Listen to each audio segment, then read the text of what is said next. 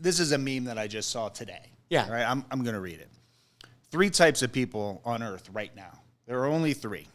Number 1, those too brainwashed and or in denial to even be able to comprehend that this isn't really happening. That's one. Number 2, those who understand what is happening but are too afraid to voice what they know for fear of judgment. This is what your typical teacher deals with, your typical business owner. True. Right? True. 100%. Number 3. These are my people. Those who understand and are willing to fight for their freedom and put themselves through ridicule in order to not only save themselves, but the entire planet. And I'm not talking from this global warming stuff.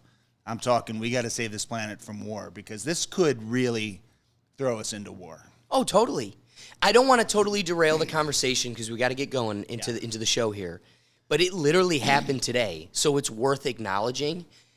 I haven't fleshed out the details, so I am kind of speaking out of ignorance. But did you see the soldier, the American soldier, that was picked up by North Korea today? I know that one was picked up. How from North crazy Korea. is that? Yeah, I don't know the story behind it. I don't think we ever will, because we usually don't get the details on those, and probably rightfully so. Right. Right.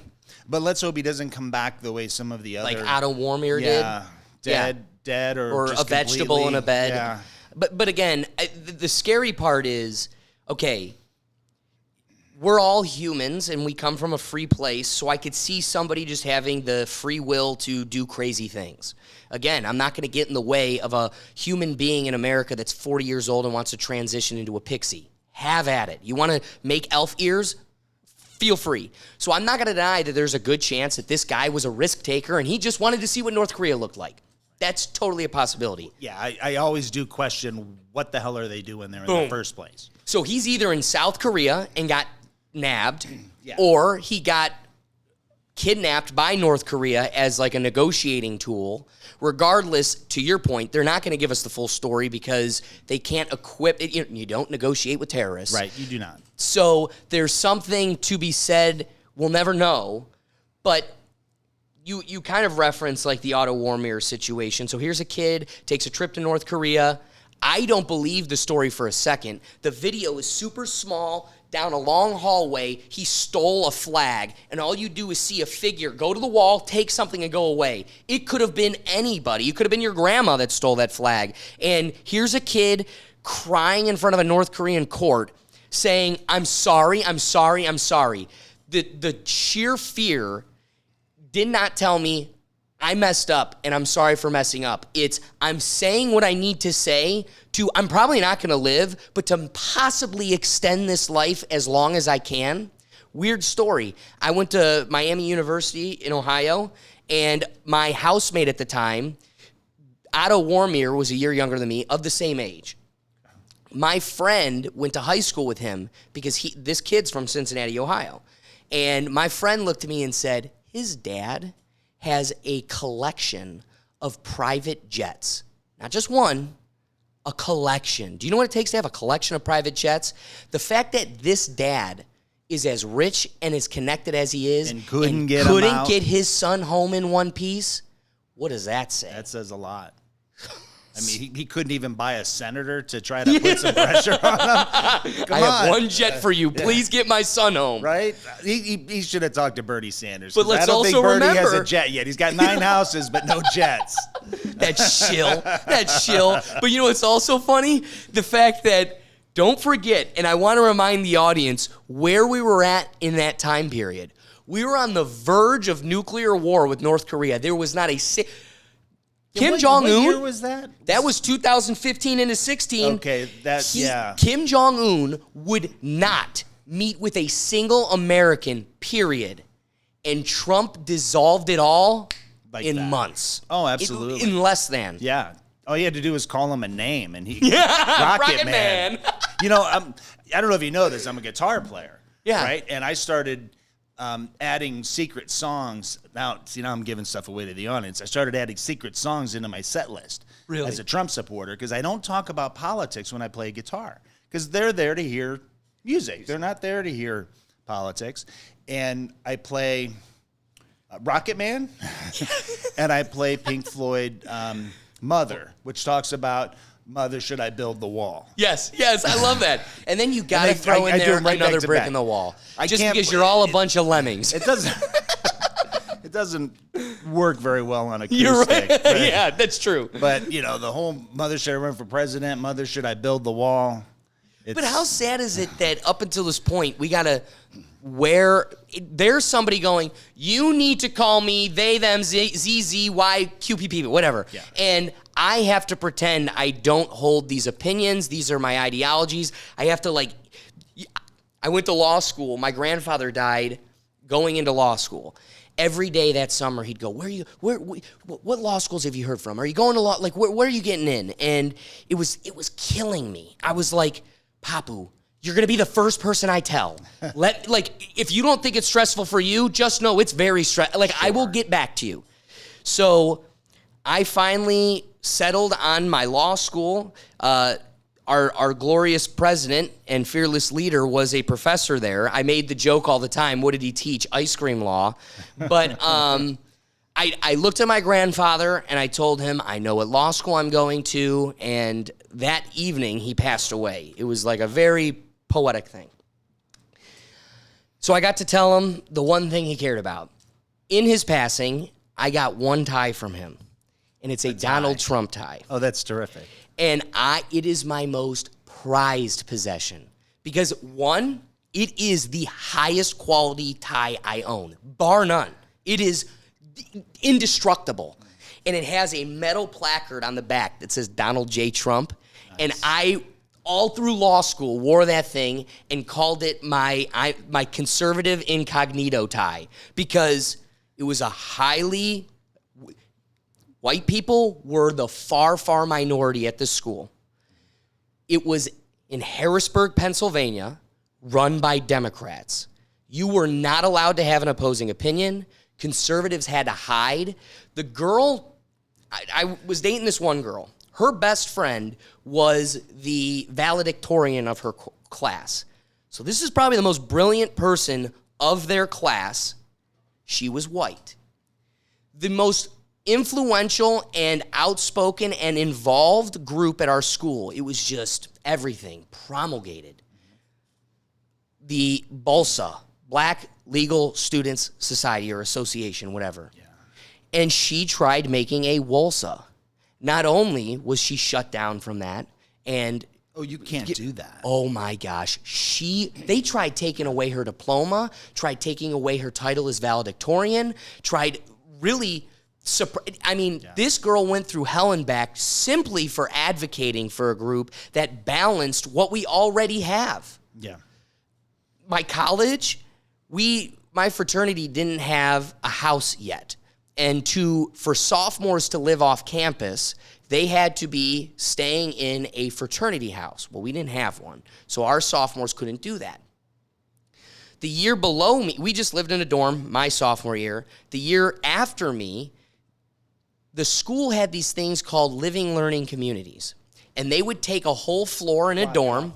They block it off for the fraternity. It'd be for whatever your group is. Okay. You could be the polo team, and you would apply for a living learning community where we could all have a floor to ourselves. Okay. One building had a Latino living learning community, a Muslim living learning community, a Black living learning community. There were every color of the rainbow, and our fraternity guys, they all looked at each other, and they did have two black. That class had two black guys still, but it didn't make a difference. They all looked at each other like, what is the one thing we all share? There's no white living learning community, and we're all practically white. And Black Brandon doesn't care. That's what his name was because we had two Brandons, so he didn't care. So they applied as a white living learning community. Not only were they denied, but our whole fraternity got reprimanded. Of course it did. It's like, what? Rules for thee, not for me. That's right. There's no logic. But I got to talk about the tie real quick.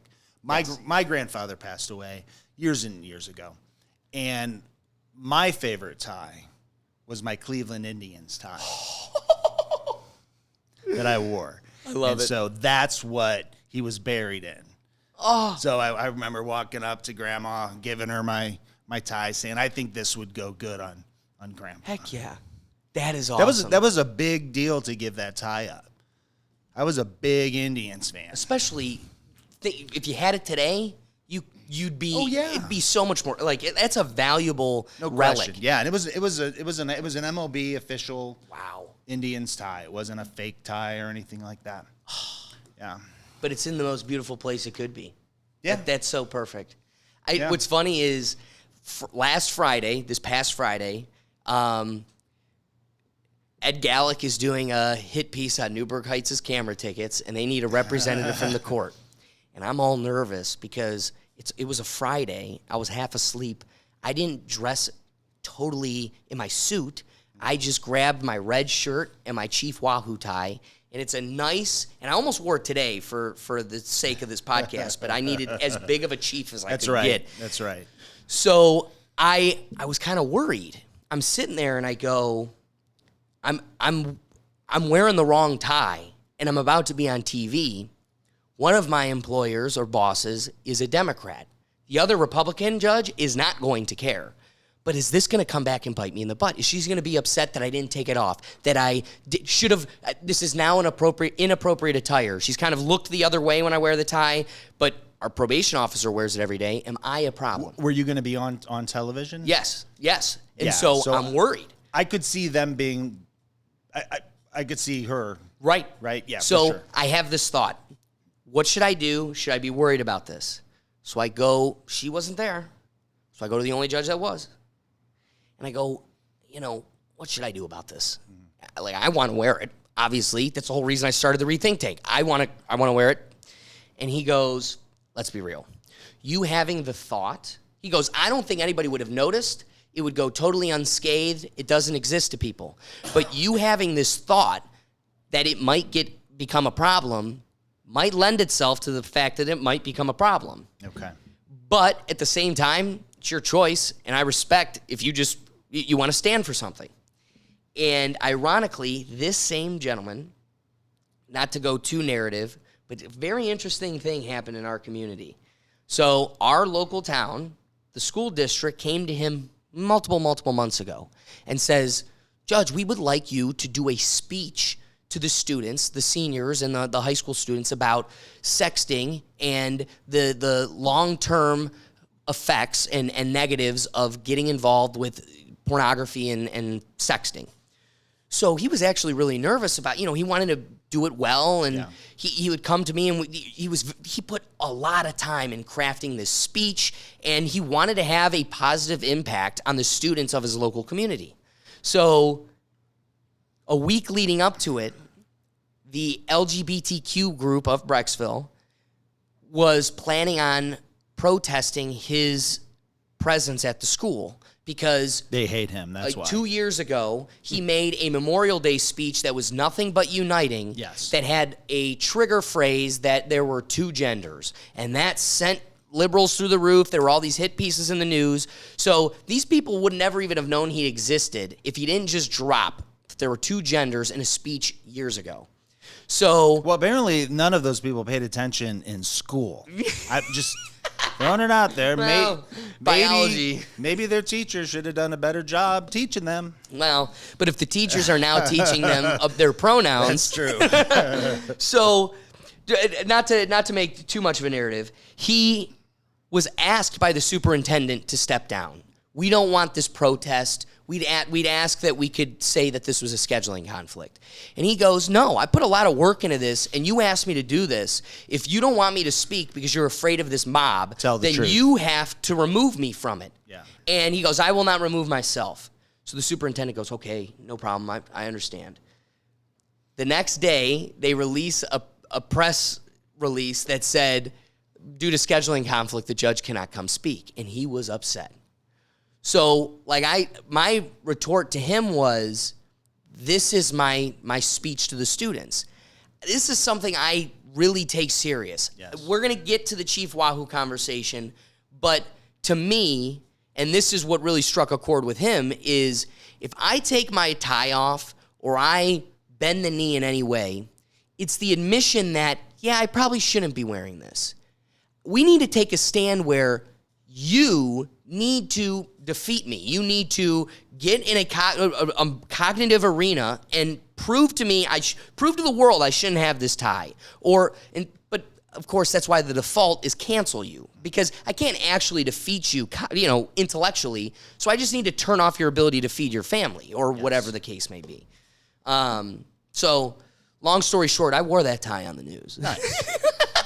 You ready to start this thing? Can it be on? Is it on YouTube? Can Oh I watch yeah. it? Okay. Oh yeah. I'll take screenshots on the screen here. Did the reporter have anything to say about it, on or off the Oh camera? no. Because again, here's the thing. It would stand out to somebody in Atlanta or California, but all the people on the ground here in Cleveland know why it was our representation, the historical background that makes it impactful and respectful, and I think most of us embrace it. So anymore, even if you are this staunch liberal that's out here to cancel people, if you're a Clevelander and you love the tribe, I think that's the one gray area where we're all choosing to look the other way, because it's a part of our heritage. It's our tradition.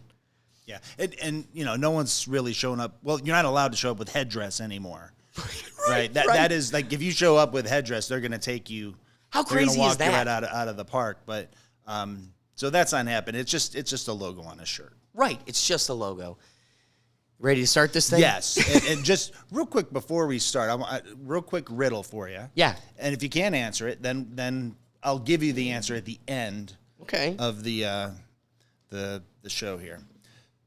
What do the Democrat Party, the Ohio Communist Party, and the most corrupt union, which is the teachers union, all have in common? You can even just stir on that for a while. I am going to. Democrats, Ohio Communists. But I will tell you, it is about a modern political thing that we're dealing with right this very second. I'm going to have to here in stew on Ohio. that. I'm definitely going to have to stew on that then. Stew on it. Man, For that's sure. a good riddle. You got to check in at the end of the episode to find out why. Yes. Let's dive right into this thing. So I love that term, think tank. Think tank. You know what a think tank is? Like, how's a think tank go, Jim? Yeah, they got cancel culture nowadays. You gotta watch what you say. It's getting real scary out here. Yeah, I don't think so. I don't know if I can take the conversation here, but we might as well. It's the Rethink Tank. Looks like you had a little bit too much to think here in the Rethink Tank. Hey, what's going on, everybody, and thanks for joining us again. Today's episode takes us back to the roots of what the Rethink Tank is and why it started to begin with. We are here to save our chief, and then the dialogue is going to evolve to get into some of the nitty-gritty, and I'm very excited, in lieu of that, to welcome my good friend and patriot, Don Lloyd. How are you, my friend? I'm doing well. Thanks for having me, Alex. So before we get into the Chief Wahoo conversation, because that's my attire, first, I want you to kind of give us, because when we go to bourbon nights where our patriots kind of save the world with a little drink, and so you always have the greatest shirts. So there is definitely got to be something to this one. Oh, yeah, of course. This, well, let's look at the date. Yeah, are you just that prideful of June? 24th, 22. I see what you did there. I'm actually very prideful of June. It's the month in which I got married. Oh, awesome. It was my mom's birthday. Rest in peace to Mom. What else? Father's Day. Right. And it's also the day, June 24th, 2022, when Roe v. Wade was overturned. We're starting off hot. I refer to myself as an abolitionist. I'm as far as you can go, but I do understand that there will likely be, we'll figure it out. Right. But somewhere between never and up until the moment of the head coming out of the birth canal, there's an agreement that can be reached. Yes. So, but this is not a topic of today. Yeah, right. I agree. But, man, a touchy Great shirt. one. I love the shirt. I love the shirt. Now you're making me feel like I need a shirt for my favorite Supreme Court decision, which will be the affirmative action one. Oh, that's a good one. So that'll be this year's That's a good one. T-shirt. I still think your gear might be more offensive than mine, according to little 8-year-olds that were standing outside of the Jake back in the day. Remember those days? And again, those kids didn't have a clue what they were saying, but Mom told them to be upset. Yes, because Mom was getting checks paid to her from action PACs and all kinds of committees. The story is good about how we got to where we are. So let's get right into the story. Here's what I really appreciate about opening the dialogue about the Indians and Chief Wahoo, because you and I started and were aligned on our perspective of it. But what I respect about you more than anything is you're staying true. I am a weak person, and I want to have a dialogue on that. Because they took away our chief, and the reason they did that and scrapped the name, and then also created a narrative that all the people that shared an evening with their dad at the Jake was racist. Yes. And that's where my position came in. I'm not tied to Indians, and I just need to support this racist team, or I need to support a mascot that's of another race because I get some joy out of that. The truth is, all I did was really like this memory, and the memory was kind of encased in the experience, the Indians, Chief Wahoo, and what you're saying is experiencing that and enjoying it comes from a place of hate. That's how I interpreted the narrative of having to get rid of the Indians. Well, I didn't hate anybody. All I did was love a time with my dad. Right. So I needed to stand up to this. I needed to take a stance. But here was the difficult part. What I loved about the team, the logo, a Cleveland baseball team more than anything, is it was community. It wasn't just a night with my dad. It was the people at work. We all talked about, man, how the Tribe did. Or me and my friends went to downtown to watch us play in the World Series. It was a community thing. The day the Cavs won the championship was the coolest night I've ever experienced that city in my life. No question. I mean, no question. Were you downtown? I was not downtown. It was insane. I was watching the game. As you should. On TV, and I'm not a big Cavs fan, but I happen to watch. I'm similar. I'm not the biggest Cavs fan, but I'm a Cleveland fan. Sure, I'm a fan of experiencing this time in life. Exactly. And what made it special was sharing it with all of these people that look different, have different stories and backgrounds, but we all live here, and we all share the damnation of cheering for shitty Cleveland sports teams. Well, remember that scene in Major League? They're in the, presumably it's a Euclid Tavern, but it's in any tavern that it could have been. And there's the guy with the purple mohawk, and then there's the guy with the collared shirt, and then there's the biker guy. And, Ricky Vaughn strikes the guy out, and they all hug each other. And it's just, that is what Cleveland is about. Right. White, black, red. Exactly. And so I was of the impression that we all saw it that way, that we all embraced it the same way. Yes. And the biggest shock to me was when it came time, like Cleveland is just a bunch of cucks. Yeah. LeBron comes back and we just kiss his toes. We stand for nothing here. We stand for, how cool was it when the Athletics, when Oakland was like, this team sucks and we don't like this LGBTQ thing you're doing on the field, so we're all doing a standout. And there were maybe 3 people in the stands up until the first pitch. It was the Dodgers. You're right. The Los Angeles Dodgers. Yeah. I'm combining the two because Oakland, they hate their franchise, and how weird is it that was Los Angeles? That they took a stand against LGBTQ, whatever. They didn't. The fans waited to go into the park. They eventually did go to the park and they did watch the game, but they stayed away until the first pitch. They stayed away for the ceremony. Which is awesome. So they did a ceremony to a stadium of nobody. Right. Do you so I bring that scenario up because I'm of the impression now, I don't think there's anything Cleveland would care about or stand for enough to do that in unison. We stand for nothing here. So I made my point about community. What was scary was how the community was not unified in this at all. Now you've got people who are like, well, I'm only going to wear my Indians gear to the game. But you're still giving them your money. You're still giving there. them the money. So the first year, Bourbon Nights, I was of the same vein as you. I didn't watch them. I didn't go to the stadium. I did nothing. But at the same time, the friends that I shared that community with that made being in that stadium on Friday, what made that special, those people stood for nothing. Mm-hmm. They kept going. Yeah. And in fact, they made you out to, come on. Come on. They're making us the bad guy. Exactly. So where I have affection for you still standing out and standing strong, I gave in this year, and it's got an asterisk because I watched every game. Now I just will tolerate its existence. I'll go to an occasional game if buddies have a ticket, or, if it's on TV, they're still my team. But here's my dad, the same guy I'm fighting for this memory. He didn't give a shit. He watched every game. So I'm coming into his office and he's got the game on.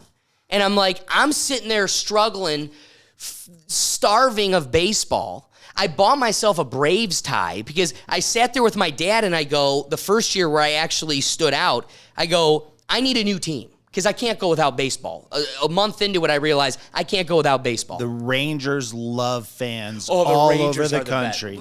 And there's nothing wrong with putting on your Braves gear when they come to Cleveland and cheering for the Braves. Well, I agree. There's nothing wrong with that. Which I think is probably, if you want to stand for something, the better. It's still something. Because Cleveland fans aren't going to beat anybody up. No, that's my point. They stand for nothing. Right? You try to do that in Atlanta, you're dead, man.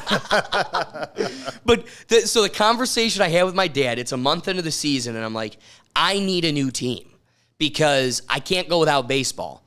So, Dad, help me pick the most racist team. Because if you're calling me racist and I'm hateful for the Indians, then my next team needs to be the worst one you got. But there aren't any. Well, so in the conversation, we're looking at the Rangers because in the Summer of Love, they went to, I think it was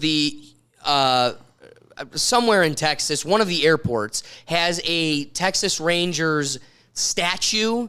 And they're racist. So the BLM people went in because we're told they're racist. Okay. Exactly. Okay. So in the Summer of Love, they tore down a statue in the middle of the airport. So that was on the list. I was like, Rangers are a good option. No, yeah, Rangers are great, and they're actually playing really good baseball. Oh man, now to be a Rangers fan, I think they're going to win the AL. I think so. I really think they will, because even the team formerly known as the Cleveland Indians, who are dead to me, by the way.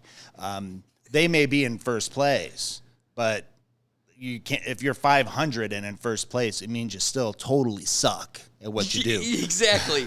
Well, so let me ask you this then. You still seem to be well-informed and involved in a sport that's been a part of you for so long, but you've totally exiled this team.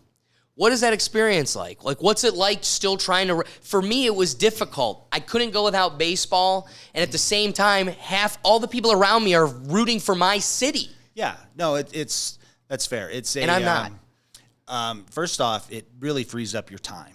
Dude, that's fair. Right? Summertime, hang out in the pool, not have to get mad about losing games. Don't even have to worry about listening or watching them. That's nice. That is true. Saves a lot of money.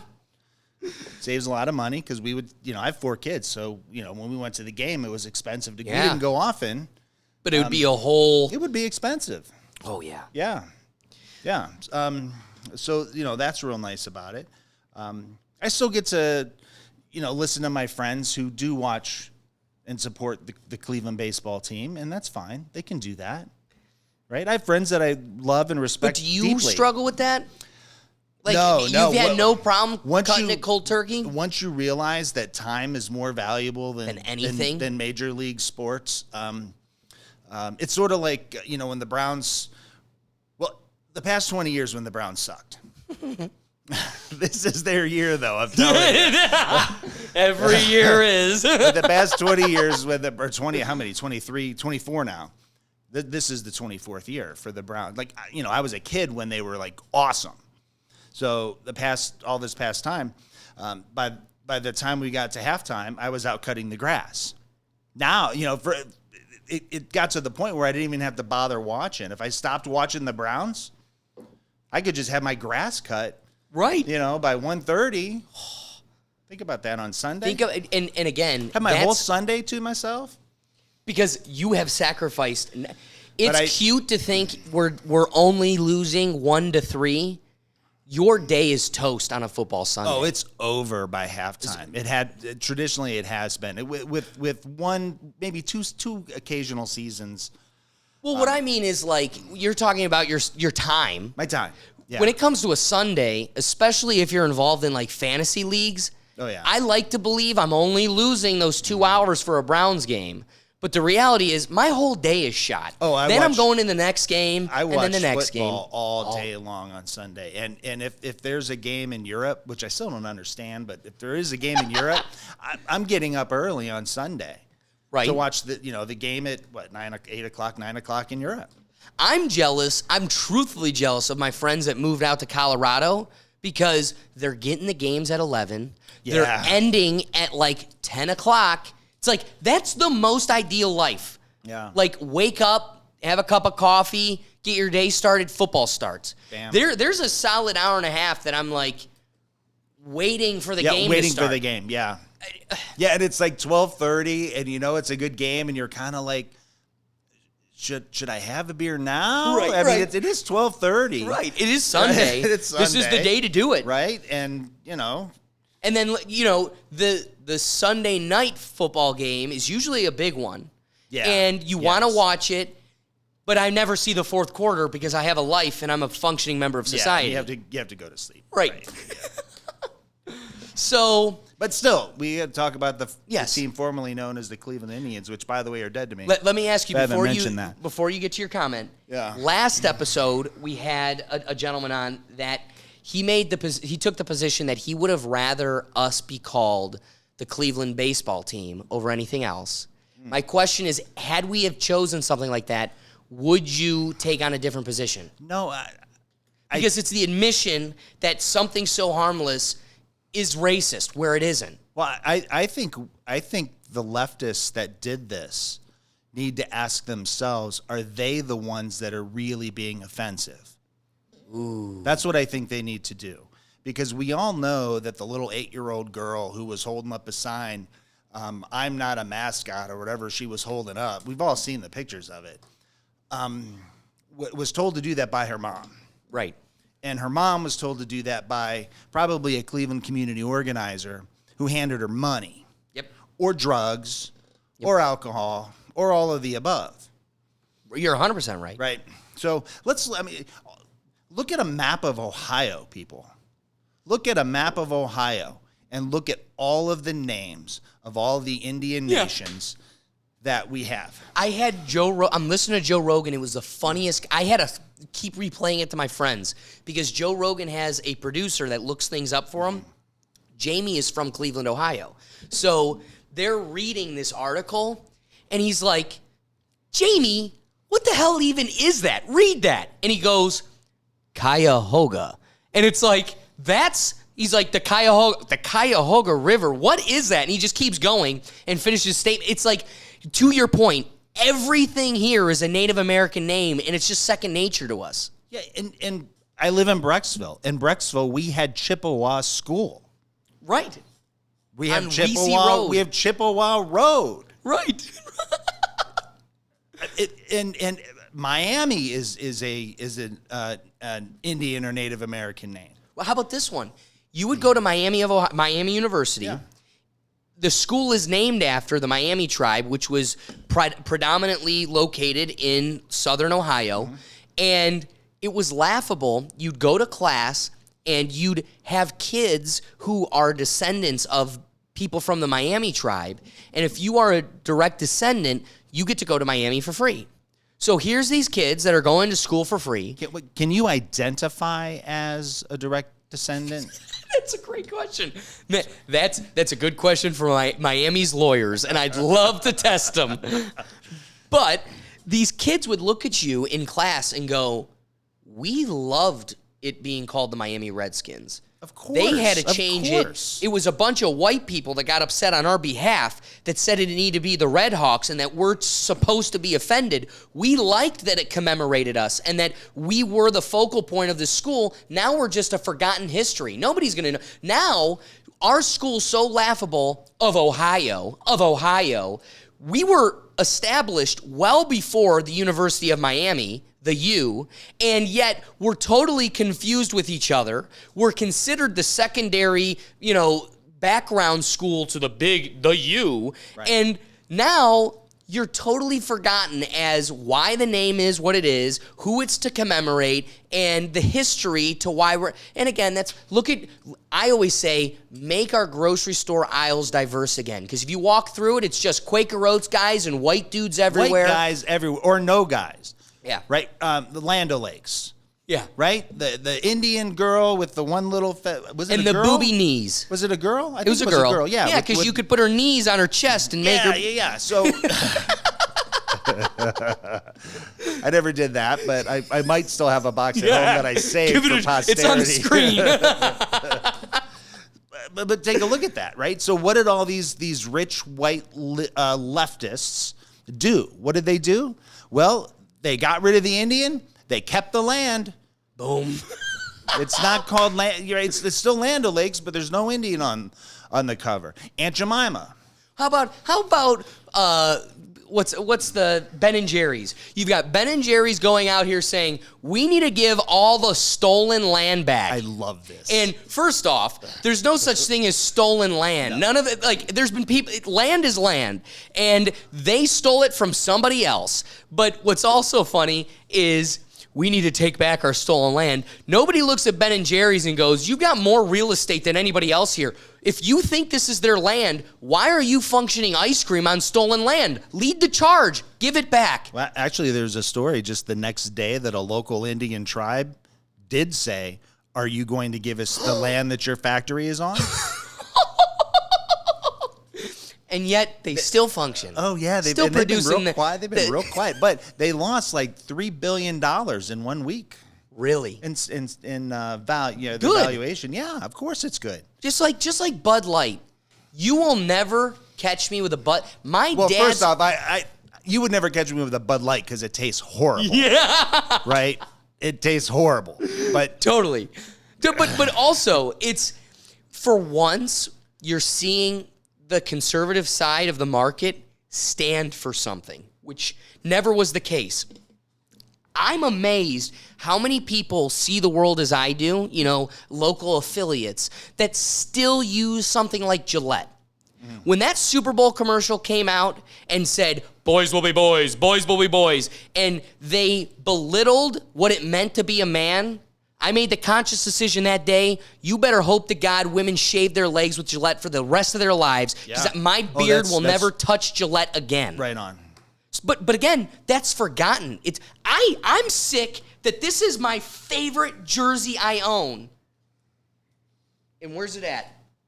I'm always going to have this piece of it swoosh. Right? You have the Nike. There is no... But a cool position I've taken, I'm not going to throw away my Nike stuff. They've already duped me. I've been playing sports since I was 5. No, I'm not throwing it away. I have Sharpied out every Nike swoosh in my wardrobe. You're not going to get the win where you take my money and I lose out on the socks. No. We've had a trade. I need socks, but you'll never see a swoosh on me. This is a relic, and I cannot ruin it. You're right. Other than that, you're never seeing Nike. Well, see, my thing with Nike is this, and you might have been in my wife's class at the time did she? Yeah, so you had her. So I'm as much of a dog lover as I am a lover of Native Americans and Indians, because some of the Indians call themselves Indians people. This is a fact. Yeah, a fact. Right. So that's just what it is. When Nike hired Michael Vick Okay. or re-sponsored him. Yeah. My kids, I have 4 boys, just the 4, all athletes, and I'm like, listen, guys, there's no more Nike. Good. That's awesome. We're not doing it. So don't ask for Nike shoes.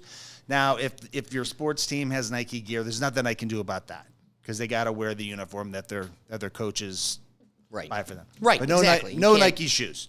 And so it was banned in the house. I didn't burn the old stuff. How much Under Armour you got, though?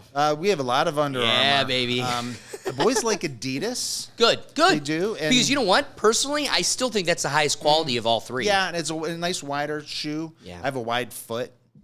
I agree. You know, K-Swiss is actually for fat, wide foot people like me, that is the best shoe. Really? There is. And I don't think slaves make K-Swiss. No. I don't Isn't think that they do. refreshing to hear? Yeah. I mean, they might. Yeah. You know, you Let's never be know real. about the Swiss, right? So, you know, but so the Indians. Yes. So the way the story goes is that fans actually started calling them the Indians after Louis Sakalexis. Yep. Became a big star on the show on the team. He was the first Native American in the American League. Yeah, and they were the Spiders then Correct. at the time. And again, the jury is still out if he's the first Native American in the MLB. There may have been another in the National League, but he is the first Native American in the American League of the first in the league, period. Okay. But after the AO was formed, they did have several different names that they went. The team that we have now moved from Grand Rapids, and they became the Cleveland Lakeshores, the Bluebirds, as they called the Blues, the Naps after a player manager named Nap Shelsky or something like that. It wasn't until 1947 that the Chief actually came around. 1947 was when the owner at the time, and I can't remember the name of the owner, got somebody to make a logo. Oh, cool. So that was the first time. And they were still called a different team, or were they the Indians at that time? They were the Indians. For the longest time, they were called the Ball Club in Cleveland. That's what they were called. If you ever watched the movie, is it 9 Men Out? Yes. 9 Men Out. There's a scene there where the manager of the White Sox, the Black Sox, talks about we beat the ball club in Cleveland instead of saying the Indians, right? Because they would talk about the Yankees and all these different teams, but they call them the ball club in Cleveland. And that was, I can't remember what year that was. Wow. So there was a time when they just didn't have a name. Okay. As well, and which again but here we are, and let's just acknowledge what got us the name was, and that's why I like you referencing the propaganda picture of an 8-year-old Indian girl. It is pure propaganda. What's funny is how did we get the name? An 8-year-old girl back in the 40s wrote an article or submitted a letter to the newspaper, which they printed as to why they should call themselves the Indians. And it compelled the people to try to commemorate Louis Sakalexis and embrace. First, they called him the Chief. That's kind of where that title came from, is we had the one Native American in the league, or at least in our half of the division, and we're going, the Chief. Here's our Chief, the Chief. And the girl compelled the city on that we want to commemorate an impactful moment in our history and something that really we rallied behind and was a uniting figure for everybody. Then all the people voted and compelled the city to do that. So what's funny is when the Indians are racist and we take away the name, bitch, we're going to tell you what the next name is. It's the Guardians. Oh, we have decided. But exactly. How did we get to the Indians? The people decided. The people decided. An 8-year-old white girl did a nice, sweet letter and compelled the community, and all of us, white, black, purple, and orange, Clevelanders, all were like, yes, I support that. That's what we should be called. So I think there's a unique piece of that history, as what took it away was this propaganda picture of an 8-year-old Indian girl, but what compelled everybody was an open-hearted white girl who saw beyond these stupid lines that we recreate and make up every day. Yeah. Well, I also think that in school we would get taught about the bad things that the government and the white people in the government did to the Indians. Right. We were taught about those things, but then we were also taught about taught about how we found ways to honor them as well and recognize our mistakes. And maybe it's, I don't know, maybe it's a little janky, but we named our streets after Indian names, Huron and Lake Huron and all of these Native American words are now part of our culture, and it's our way to look back at our history, because you can't look back at Ohio and not realize that this was the land of the Indians. But sir, you are not commemorating. You are not supporting. You are appropriating. Well, I have never seen a single Native American give a really good argument as to why it's offensive. Right. But I've seen a lot of them give a lot of really good arguments that said it's not at all offensive and we appreciate it. Right. I have not found, there is not a Native American that takes on that stance that isn't playing the victimhood, the victim mentality. That's right. And they're all of the same, their fingers are the same hand. They're all leftists. Yes. But there is no true Native American that finds offense in this, because one, they understand, like, it wasn't you, and it wasn't even your dad. It was lineages beyond all of us.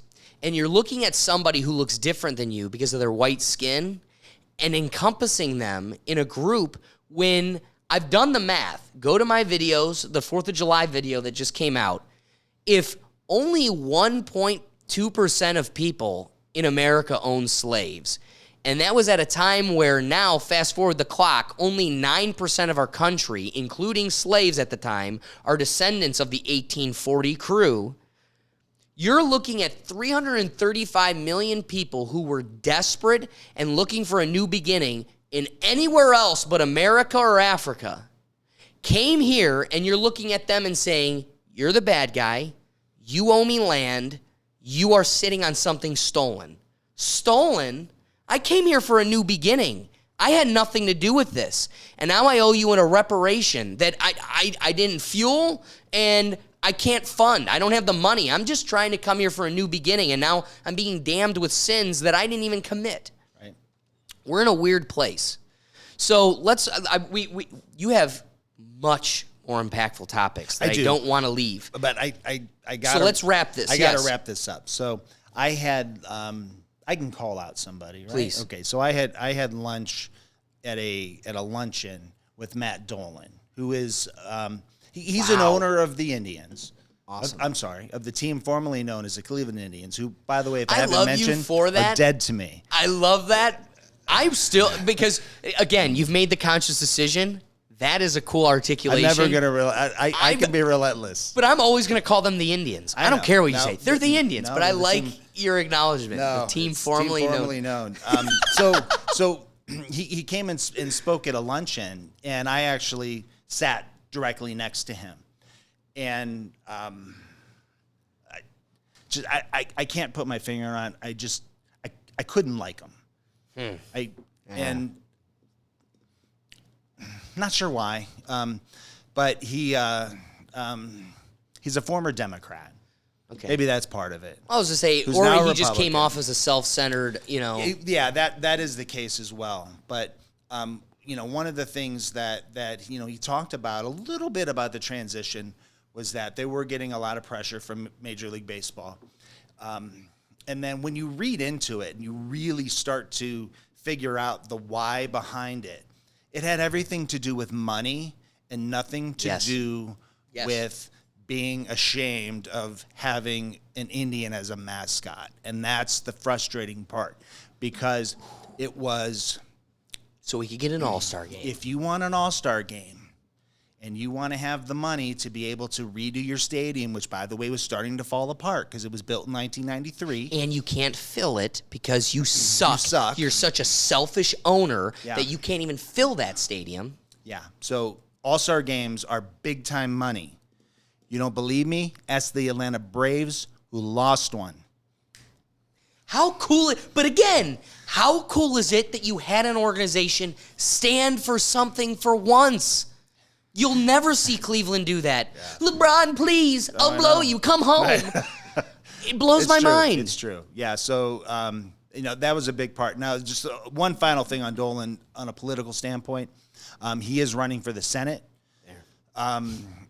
Our guy, LaRose, at least my guy, LaRose from Brecksville, just announced. I like him. Oh, cool. I like him. We'll see how he pans out. One thing Matt Dolan mentioned at this luncheon, because I asked about it, was he is in support and working with Republicans in the Ohio General Assembly to try. That's what they call themselves, right? The General Assembly, to try to get ranked choice voting. No to ranked choice voting. Can you explain that Absolutely for the audience and myself and my ignorance? Yeah, so ranked choice voting is where an elector would go to the polls, and there'd be 4 Democrats, 2 Republicans, and 2 independents, and they would rank them the top 5, rate your top 5 down. Okay. Right? And so then the computers gather all this data, and as long as somebody gets 50%, then they're the winner. If they don't, they take the last person out, and then they refeed the machine.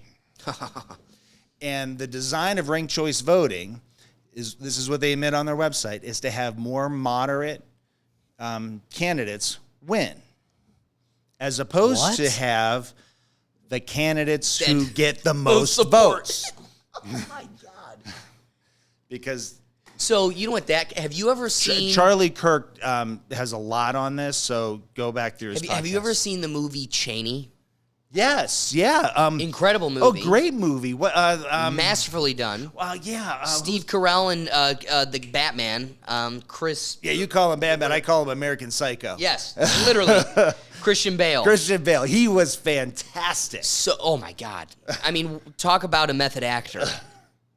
But one of my favorite parts of that movie, hence the Rethink Tank, I really liked how they illustrate the creation and what promulgated the need for think tanks. So, what is a think tank? Major political parties spend millions, if not billions, into these think tanks, which in college, man, I thought that was the most badass. I'm like, my buddies tell me about a think tank. I'm like, wait. So they're paying people to just like wrestle ideas, and the way it's portrayed to the public, I'm like, this is just like a mental battle arena, and people are just in there coming up with ideas. I want to be in the idea mill. That sounds like the coolest thing ever. Rush Limbaugh made fun of him from top to bottom.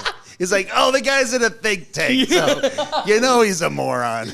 Exactly, because then you come to what surfaces is what the reality of a think tank is. And it's not this where we're just trying to come philosophically dissect an idea. No, it's a corporate factory of creating manipulative terms for political agendas. So go see the movie. I'm not going to do this justice, but they bring in a panel of regular ass citizens, your Joe Schmoes schmucks, a whole panel of them, and they go, so what would you say if I came up with a new deal that taxed companies more for taking on green initiatives? They're all like, that's ridiculous. We're all pro-green initiatives. We would never do that. And he goes, so what would your opinion be for something called a Green New Deal? And they're like, oh my God, I would support it. I don't even know what's in it. I would support it. So they've concocted a corporate system that creates terms that misdirect people convince them of the opposite, and now make you less informed than you otherwise would be for a particular topic. So how funny is it you're selling it as one thing, more direct voting, let's get more moderates in here, and really what we're trying to do is slide under the case, because you're all ignorant and not going to know what's actually going on, that we're going to slide in the fact that we're the ones picking who's winning. But I mean, imagine that kind of world with just moderates running it. I mean, we'd be at war with every country. And the only people that would be wealthy would be the politicians, because we'd be at war. But let's admit what you're really, because this is the gymnastics of language. What you really don't mean is not a person who's ideologically moderate. What you are kind of poking at are the political shills that paint themselves as a middle ground, that are do-nothings and actually leftists. Exactly. And deep down are leftists. Yeah, because that is what Matt Dolan was saying in code. Wow. And what that movement says in code. Because everyone goes, well, wouldn't it be nice to have moderates instead of having these radical leftists and these radical rights?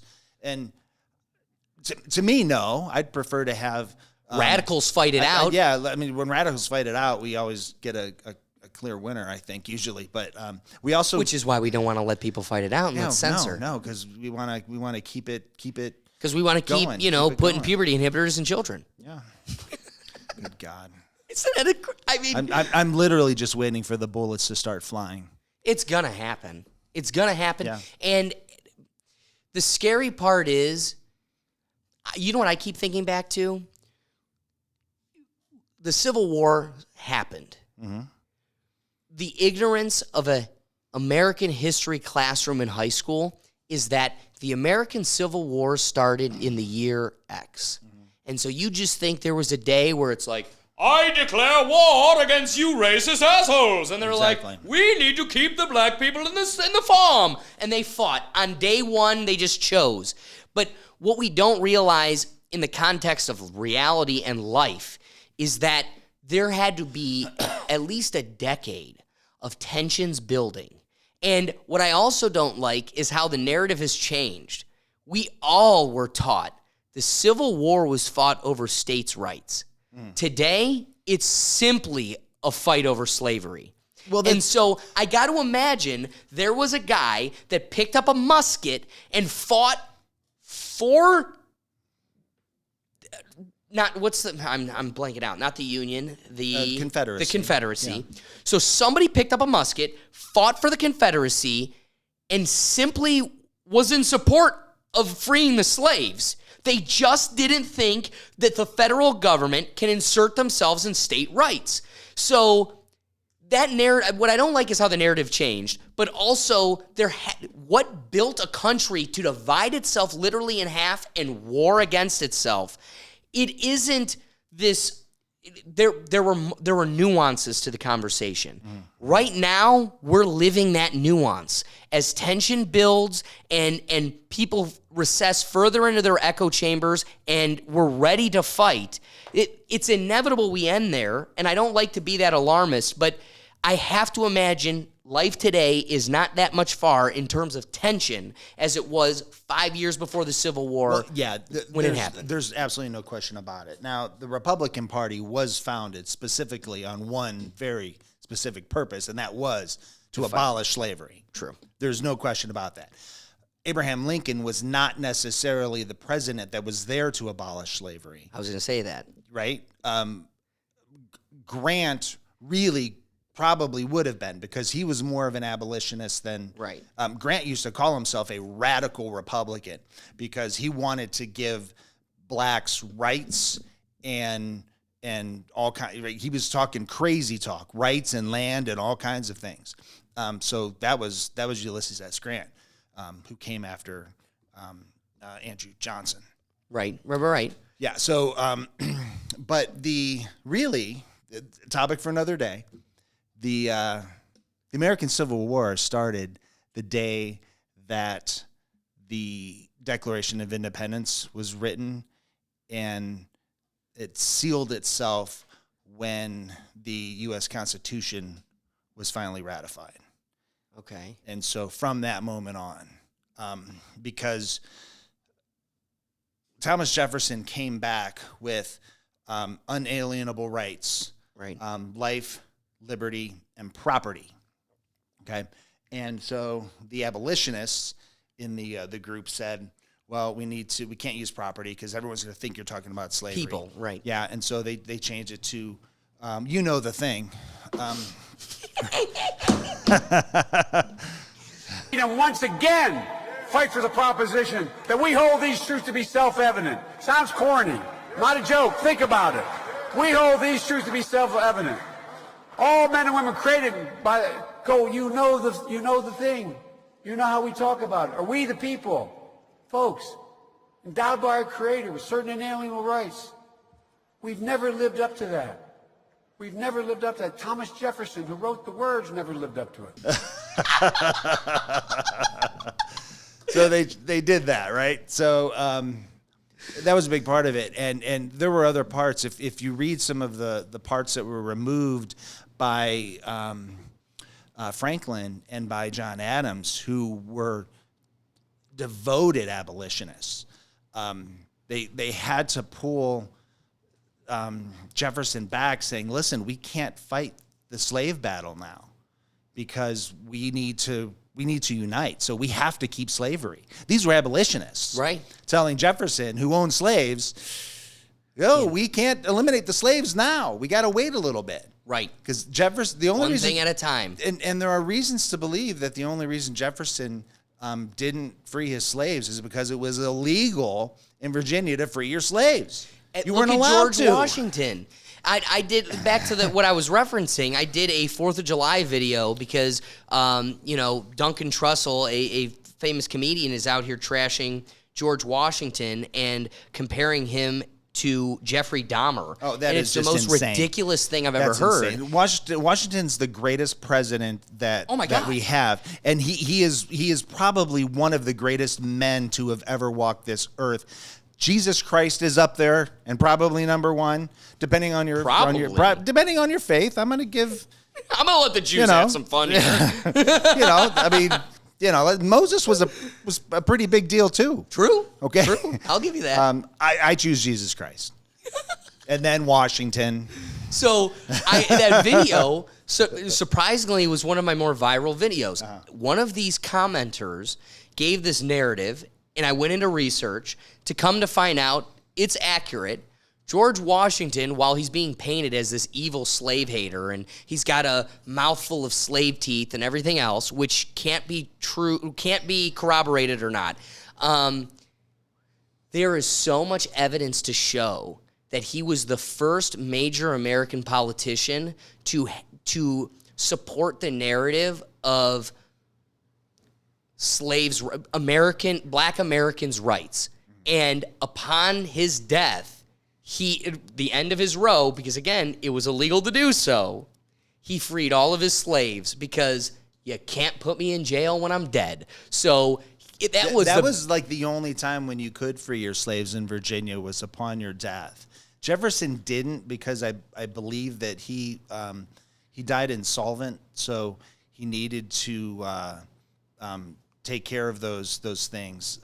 And I don't have all the details, and I'm certainly not defending exactly. That's the crux of the point. I'm not defending slavery at all. But there were probably reasons, and we do need to put ourselves into the shoes of people that were alive in 1850 when he died. Right. Yeah, 1825. He died. Well, no, because I was gonna say 1840 is that period when the slaves so get abolished in like 47, right, or something. He died on July 4th, 50 years from the signing of the Declaration of Independence. Yeah, him and John Adams died on the exact same day, exactly 50 years from the signing. That ain't fishy to you?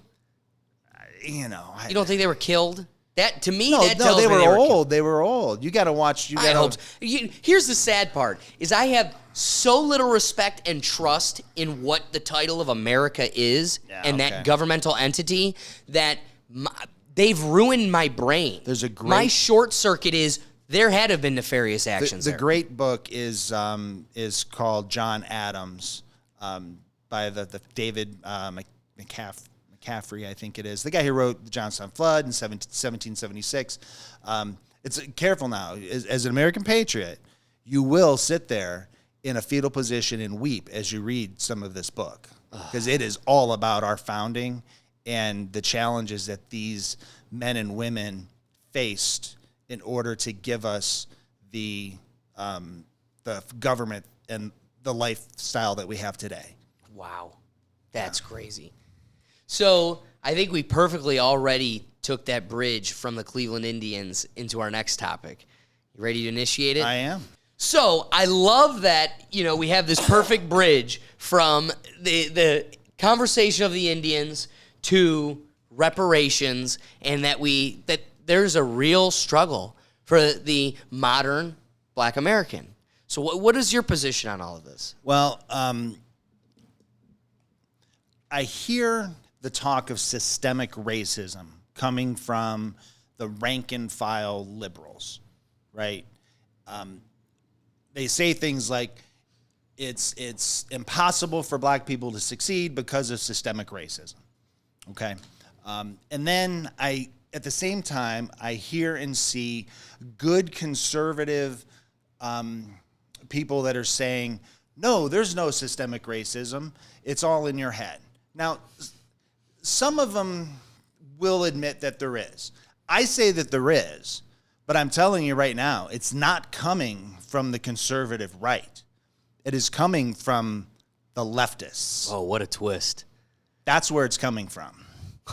So let's just think about a plantation during our slavery 1840. days, right? You had people owning people. Sometimes they were white people. Almost always they were Black people that were owned. You did have Black people owning some Black people, and some Black people owning some white people, and Asian people. Did we have Asians at that point? I can't even remember. I'm not even sure if we got the Asians Well, I don't imagine so. 18. I was about to say, not Yeah, until probably. we could throw them in a camp in 1940. Yeah, no. When we were doing the railroad, that's when we brought the Chinese in. Right. That's right. Yeah. So, but the Yeah. Irish, right? The Irish, Yes. right? They were owned by people. So, Isn't it wild that is so removed from our education? well, we can't talk about that. You have shaken the fit the narrative. bedrock of so many people listening, because Yeah. they're like, wait, it wasn't just Black people? And again, you concede, yes, the majority were. But that's kind of like the narrative of the Holocaust. I'm not Jewish. No one in my family is Jewish. But my grandmother, because she was a child in Greece, had to hide from the Nazis because they were killing children in Greece. So not everybody that was oppressed by the Nazis were Jewish. That's true. But that's the narrative. They were murdering Catholics. They were murdering Gays, gays. They were blacks. murdering gypsies, blacks. Yeah, they were. They certainly were. But the only victim that we owe reparations to are the Jews, and they're of course the only victim to ever see the Holocaust. well, but that's all the media talks about, right? Exactly. Because Catholics are hated more than Jews are. Yes, The left hates Catholics more than they hate Jews. I'm gonna be a and real the Jews bad still person. vote for the left. Yes, and I'm sorry, I know this is damnable, but I'm gonna say it because I was literally thinking about it on my way to work today. Robert F. Kennedy Jr. is being painted as an anti-Semite because he is acknowledging the biology that these bioweapons they're creating in labs are catered to the genetic differences among us, and that the Asians and the Jewish people were the most susceptible to being carriers and spreaders of the COVID virus because of their genetic makeup. Now, whether that was conscious or not, the narrative was, all he's pointing out is that there are labs trying to create bioweapons now, and they can be perfectly catered to the genetic makeup of the enemy. And so he's being made out to be a bad person for saying what? These two groups were more susceptible, whether that's true or not. How does that make him an anti-Semite? And I'm now sitting here going... It almost makes him a pro-Semite, doesn't it? That he's sitting here speaking out on their behalf. Beware, Jewish people. Right. They're out to get you. But then we live in a world where, like you said, we can persecute any person that praises the God on a cross, but we will not acknowledge a group of people whose book truly believes they are ordained by God as the superior race. Yeah, no, I don't support that. No. You know what? I'm coming out and saying I don't support you being so racist and anti-not Semite that you think you're genetically by God better than everybody. Who are you? But we can't say that, and now they're going to put a tornado in my neighborhood because they control the weather. Oh, you're getting pulled off YouTube for sure. It's over. But let's get to the... Does that mean we got to go to Rumble? Yeah. Yeah, but they put an ad every 6 seconds on Rumble. That's I their love biggest, Rumble. You want to love Rumble. You want to make it work. But it's like every 6 seconds you get a 30-second ad. Seriously, they got to figure that out. Yeah, it's a problem. Anyway, all right. So think about the plantation. Today's inner cities are the plantations of the 1840s. So let's just start with education. It was illegal to teach a slave to read and write. Okay. Okay? Our inner city schools do not teach those children to read and write. And mathematics is racist. Mathematics is not racist. Right. But they can't do basic math either. Right. And because it's racist. Right. And I'll be bringing that up a little bit later. Right. So if you look at that plantation, it's what the Democrats have done is they've made the rank and file African American, Black Americans, and they've made them poor. They've made them dependent on the government. They've made them uneducated. Okay. They've encouraged welfare over work. And so now it's just, we're in a bad place. They're in a bad place. Okay. So what's the next part about it? Absentee father. Yeah, of course. In 1960, 75% of black children had fathers living in the home. Okay. 75%. Today, it's 25%. So today, it's the modern welfare state. Yes. They don't teach, the kids can't read. The kids can't write. The kids can't do math. They get, the welfare state requires that there's no husband at home so that they can get the money. Exactly. Right? And then when a government purposely puts people in these types of dire straits, it's extremely difficult to get out of. Now, we know that they can get out of it.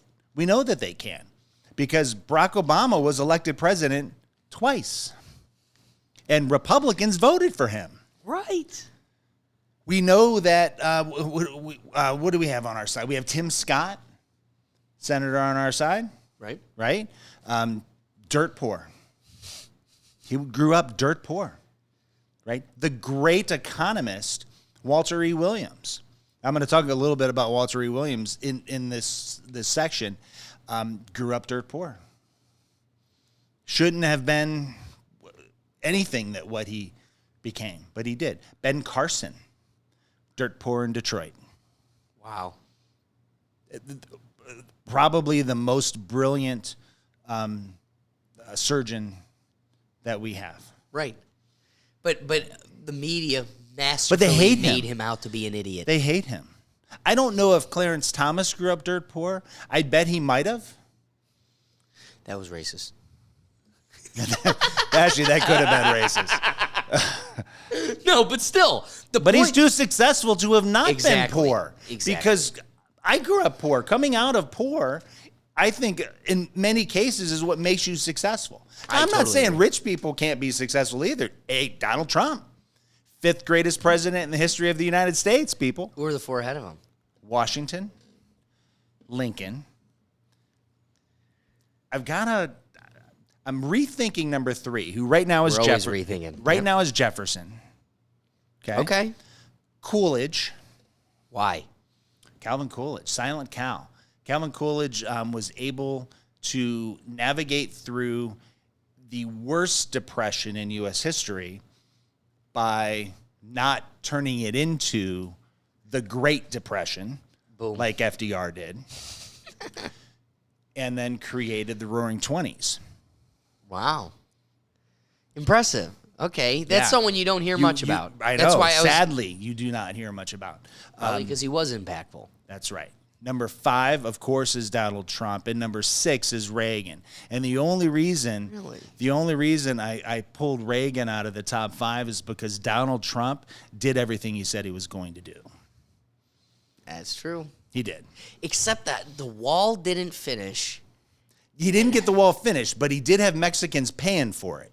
Do you And know that? So how about Do this you know one? that he had Mexicans paying for it? Oh yeah, I did. Well, here's- Mexico. well, here's how he had him doing it. He told, I think it was President Fox at the time down in Mexico.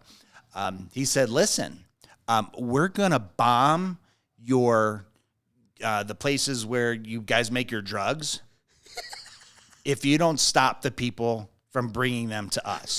So you can have your drugs, but you got to stop them from bringing them to us."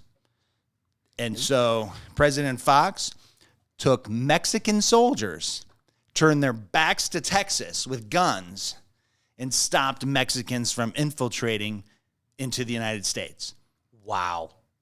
And Now, why don't we know that story very well? Well, because the media The media- doesn't tell exactly. it. So Mexico was paying the salary of those soldiers who So- were, in a sense, a human wall.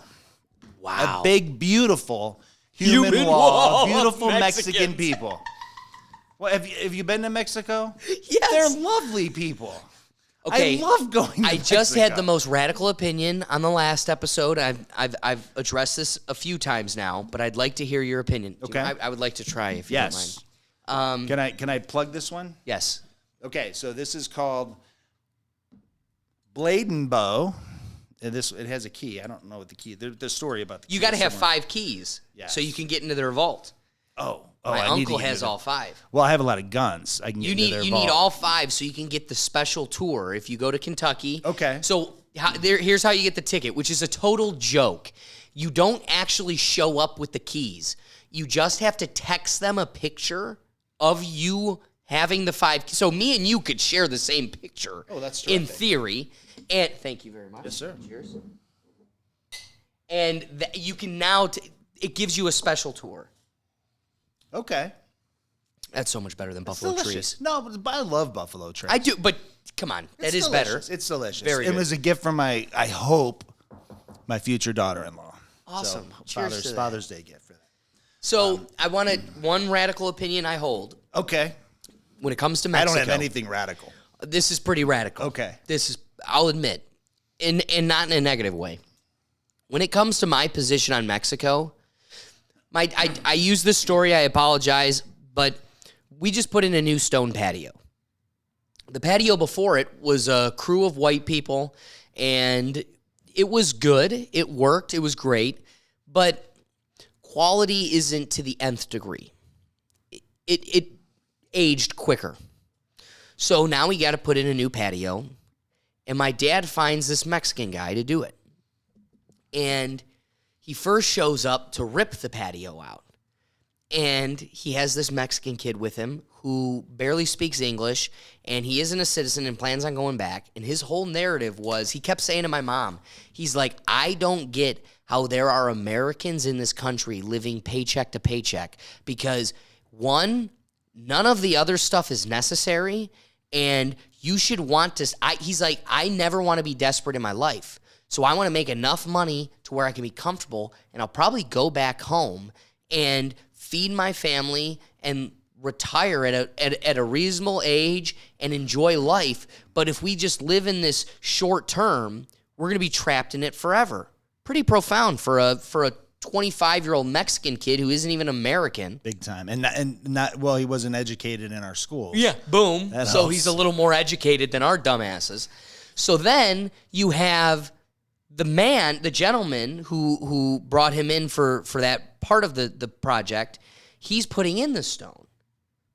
The work ethic and quality was so beyond anything ever. My dad's narrative, quote from him, is he's never, ever tipped a contractor. We've made a deal. This is the cost. That is what it is. But this guy was so above and beyond. He went out of his way to give him a really nice tip. And the guy looked at my dad and he goes, you know what I do with my tips? And my dad goes, what? He goes, I give it right to my wife. Most men drink it away or save it for themselves and don't tell them. But my tips are for my wife. I'm an honorable man, and I do this for my wife and for my family. That is such an anomaly here. That is non-existent. Oh, that's incredible. So my radical position is the Mexicans are better than all of you. Oh, they're killing us. I want them so much more than you. So my position when it comes to Mexico is I would like to go to Mexico as an American government, kick out a drug-ridden, crime-ridden cartel, get rid of their government, and adopt them as an extension of America. I want you to sign into our social contract, pay into our taxes, and reap all the benefits of our society and its welfare. I want to take care of you because you want to participate. Get rid of the schlubs that are leeching us and sucking us dry. I want you, and I want you to be in a country that isn't infected by crime and cartels and murder and drugs. Be one of us. Oh, we would have to go eliminate the cartels. I need that. Yeah, we no, would no, have no. to do So that. my position is screw the wall, screw trying to assimilate. just take over the just country. take it over and be us. Yeah. I don't hate Mexicans. Oh, I hate the fact that you are doing amazing and not paying into our system. Yeah. Just let me take a little bit of the taxes because I'm losing half a paycheck, so are you. So just be a functioning member, and I will be happy to allow you to reap all of its benefits. Think of how much safer it would be. Right. To go to Mexico. I mean, right now going to Mexico is dangerous. It's scary to go to Mexico City, which is still the largest city in North America. It's still scary to go there. And then when you go to the Americanized resorts in whether it's on the West Coast or on the East Coast, as soon as you get there, they tell you stay on the resort. Right. Or if you go, like, ask the bus driver if it's safe to get off here. All right, so All right. I guess I'm okay with taking over Mexico. Yeah. I mean, Come on, I want the that. way you put it, like I don't want like a whole massive war for it because we don't need any more war. I'll fight the cartel. At this point, Well, we've yeah, I spent would so certainly much do money that, yeah. feeding them. It's time to cut the pipeline. Yeah, no, we're going to be fighting them anyway. If the United States collapses into a civil war, we know that our border will be completely open, and Americans are going to be fighting the cartel right at the border anyway. Texas is ready to, Oh, yeah. right? Oh, yeah. They're waiting. I mean, they got their 9-year-olds are already sitting there every night with their AK-47s and their AR-15s. You know, the American kids, and they're there ready to go. Can I tell you the coolest thing Texas does? Yeah. So, one. Well, besides having the Rangers, Yeah, well, yeah, that. the Texas and Rangers. Did you know, stat about Texas, there are more tigers in captivity in the state of Texas than there are free in the world. So will they let them loose? Is that the plan? No, I'm just Like, if saying there's an invasion, they've just got let the more tigers in a loose? collection than there are free in the world. Wow. So these are the people we're talking about. Yeah. So Steven Crowder, as I don't know if you're familiar with him, of course. as an FU to the rules of Islam, he did a skit where he dressed up as Bob Ross and did a painting of Muhammad.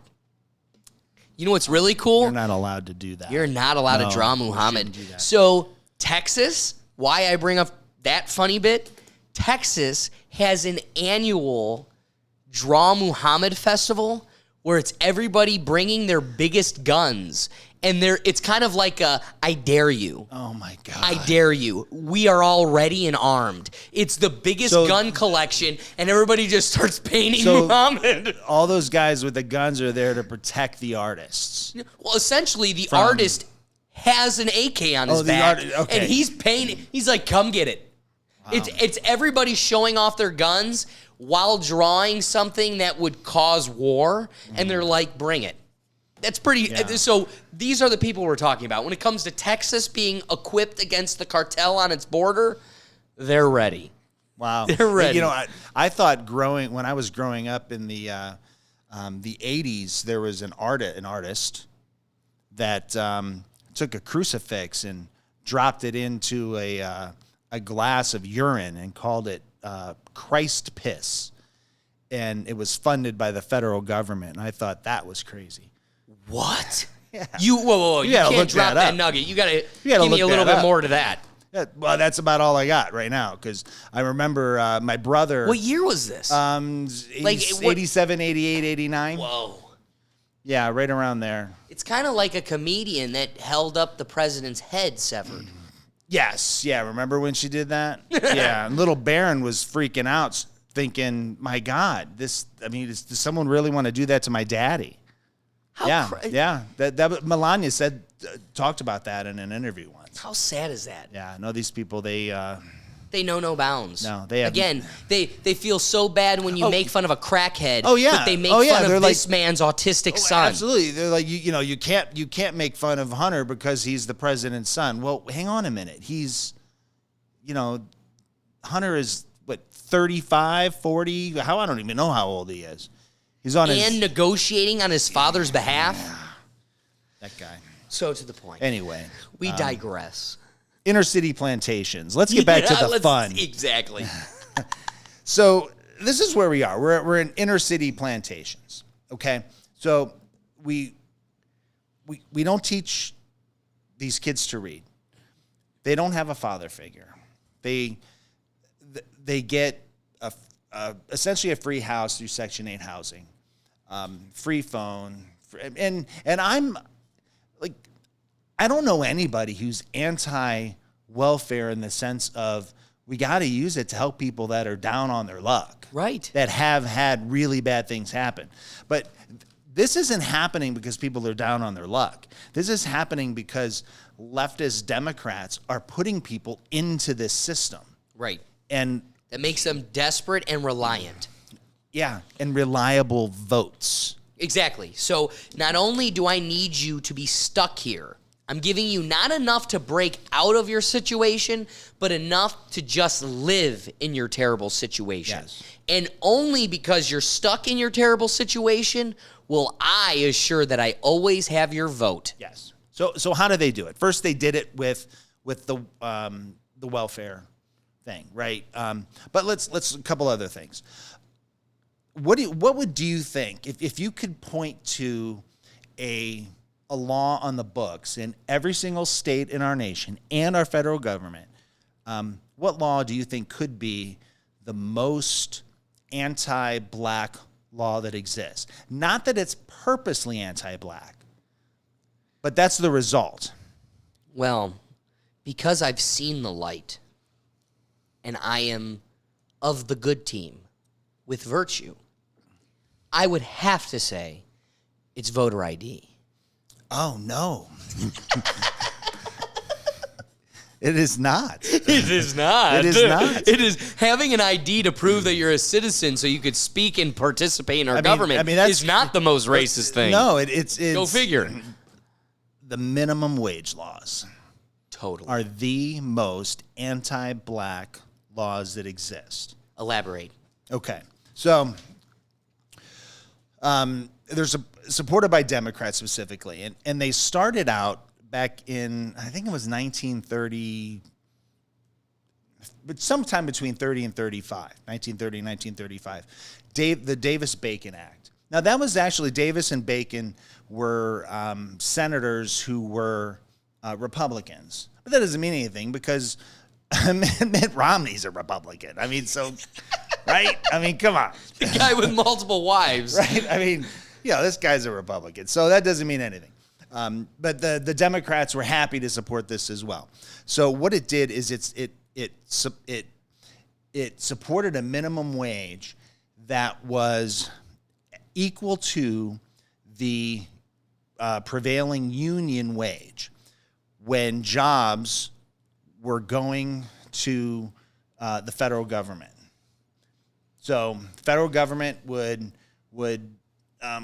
ask for bids. The unions would the companies would do it, and it was required that the wage had to be at least at the union wage or higher.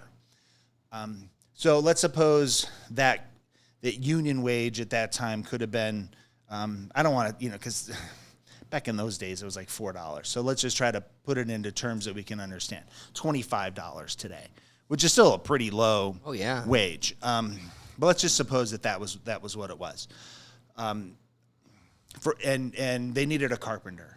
Okay. So they had to hire somebody and pay them at $25.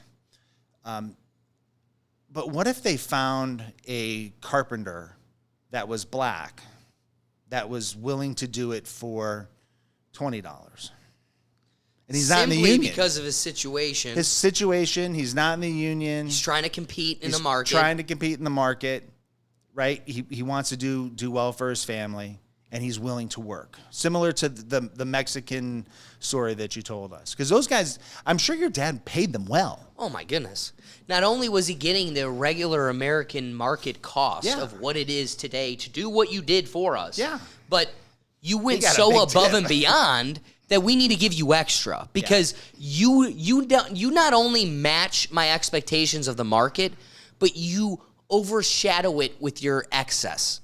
Yeah. So this black carpenter who either couldn't get into the union because he was black, or he couldn't get into the union because he didn't have the perfect skill set, but could still do the job that needed to be done in that particular case, couldn't get hired. So that minimum wage actually is a zero wage, right, for him. Good point. Right. So now let's translate it to kids, and let's just do it for kids today. Okay. In the inner cities, you have kids that can't read or can't read well. They can't write. They can't do math. Right. If you're in Baltimore, if you're in the city of Baltimore, a city that is run 100% by black Democrats, 100%, and the teachers union is black Democrats, the school districts are run by black Democrats. Most of the kids in them are black. Okay, it was between 17 and 25 schools within Baltimore City schools. Not a single child was considered proficient in mathematics. Well, because it's racist. Proficient. Because it's racist. Okay, but proficient. Proficient is nowadays not moderate. It's not even. It's barely. Yeah, it's literally just sufficient. Basic. Proficient is addition, subtraction, basic multiplication. Is a little bit above sufficient. Maybe they could, if they had a calculator, they could figure out a problem that required them to figure out something a little more complicated than 1 + 1 = 2.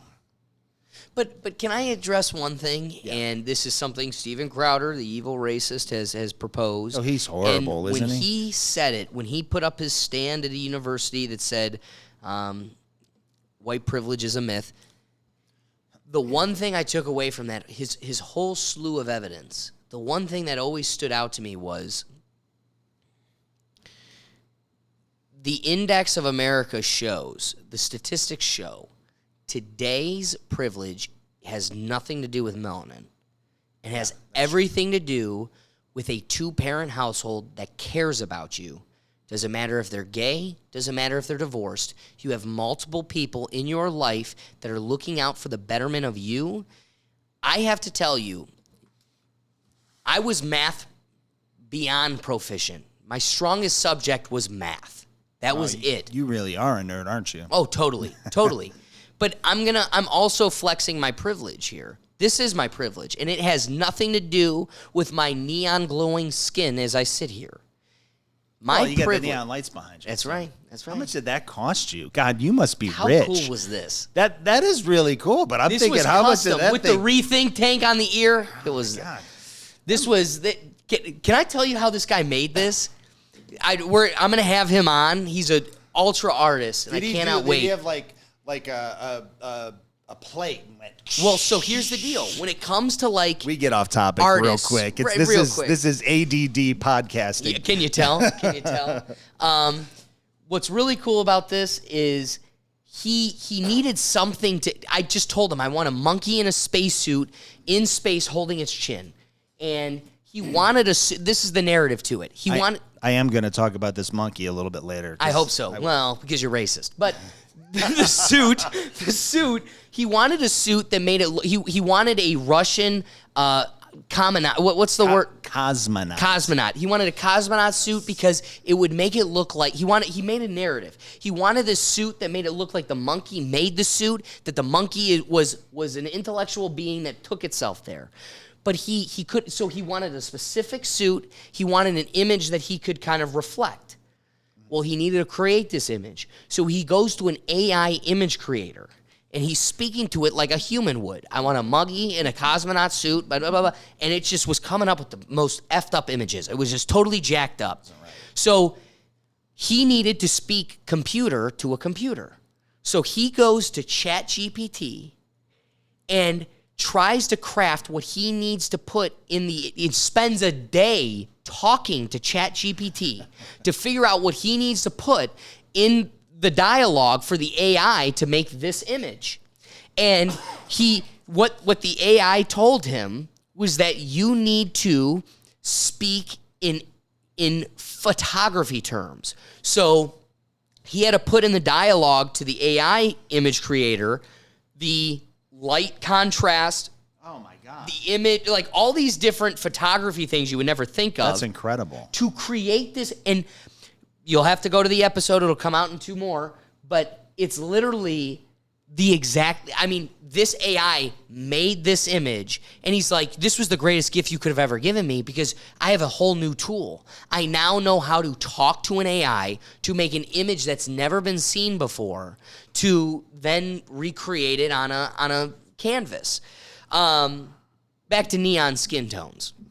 My privilege, though, is I had a father that not only gave a shit about me, but wanted to make me as much of a superhuman as he could. Mm-hmm. He's just a layman. His dad died when he was 18. The man's trying as best as he can. What I think the greatest gift to ever be given to me, in 5th grade, we'd be doing algebra. This is the first time, we're just doing math. Mm-hmm. And my dad goes, "What would you do if I threw an X next to this 4? And I just remember getting so mad at this guy. Like, dude, what the hell are you doing? Like, that is not the task of the evening. I just need to do my homework. And he's like, "Well, what if I threw an X in this?" And I'm like, "Dude, stop. This is an engineer, Dad." But I'm like, "No." And it was hell for a child. Like, dude, what are we doing? And yet I was tears above the people I'm supposed to be in a room with. TIERS. Yes. Not crying. But because words matter. Exactly. But being levels above these people simply because not only was my dad present, but he was always pushing for more. He was messing with you is what he was doing. Oh yeah. He wanted to watch me squirm as early as he could. But now I'm laughing at a time where it equipped me lengths before others. And that's the privilege. Yeah. That's the privilege that my dad was pushing me before my school was, because he was there doing the homework with me. Right. Look what the pandemic did. It forced parents to see, whoa. What You're explaining what to my kids? Right. I remember I'm like, "Dad, I'm going to 8th grade. I'm going to fail this science test. I don't get, this lady is nuts. Turned out to be an ultra drunk. She was the most pathetic. Just as much as I praise the greatest teacher I have, this woman would go down as the worst teacher I've ever had. And it took my dad, again, how lucky I was. I'm sitting there looking at my dad going, I'm not stupid. This teacher is a damnation to us. And so he needed to prove to me that wasn't the case. And we went through the whole 2 chapters in the textbook. My dad, who is a chemical engineer, went through my whole science textbook with me, these 2 chapters, thoroughly. I will never forget being in my living room, reading this with him, for me to hand him the test, and not a goddamn question on that test came from those 2 chapters. And I go, do you see what I'm working with? This woman's a drunk. She shows up half in the bag, and we're her problem for the day. And I got to have the value of my household seeing the struggle I was going through because of how present he was. Yeah. That's the privilege. Yeah. It has nothing to do with No, this. it doesn't have anything to do with skin. It doesn't at all. You're right. My parents were divorced, but I still had a father that was still around. Boom. And he came to games, and we could call him when we needed things, and he was there.